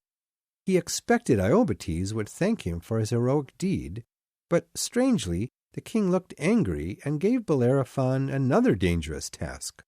Bellerophon completed this task successfully as well, and was given another. Each time Bellerophon succeeded, he received yet another dangerous mission. Soon Iobates realized that Bellerophon was not going to be killed on these dangerous missions. So Iobates decided to ignore the law and kill Bellerophon directly. He sent 10 of his bravest and most skilled soldiers to kill Bellerophon. But, to Iobates' surprise, Bellerophon killed them all. Iobates was amazed by Bellerophon's skill and began to think that Bellerophon was protected by the gods. At this same time, Bellerophon finally realized that Iobates had wanted him to fail in his dangerous tasks. And now, the king had sent men to kill him. But why? Bellerophon had no idea. Bellerophon was a brave man and decided to talk with Iobates directly. When he spoke with the Iobates, the king showed him the letter from King Proteus. Bellerophon was shocked and explained the true situation with Antaea. When the king heard Bellerophon's story, he believed him and was deeply sorry for trying to kill him. To show his thanks for all the great deeds that Bellerophon had done for his kingdom, King Iobates offered Bellerophon his youngest daughter, Philonoe, in marriage. Bellerophon accepted and became the prince of the kingdom and enjoyed great wealth and comfort. However, after a few years of marriage, Bellerophon became bored of the life of a prince. He felt that his heroic deeds had proven that he was certainly the son of a god. His pride began to grow, until finally he became convinced being a prince was not a great enough honor for him. He wanted to become a god, not remain a common man. He was determined to join the gods in heaven, even if he had to use force. Bellerophon collected his weapons and climbed onto Pegasus once more. With his sword in hand, he ordered Pegasus up into the sky toward the top of Mount Olympus, where all the gods lived.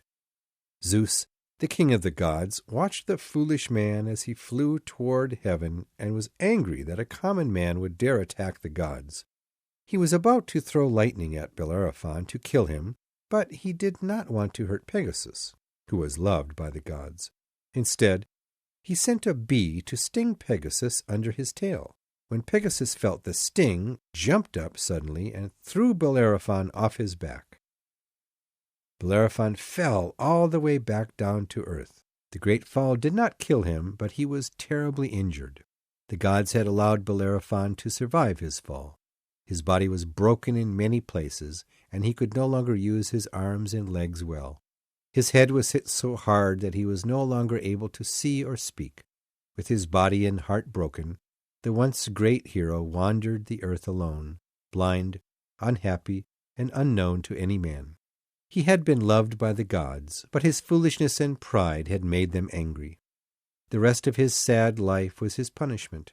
They had decided that a quick death was not punishment enough for him, and wanted him to suffer for many years.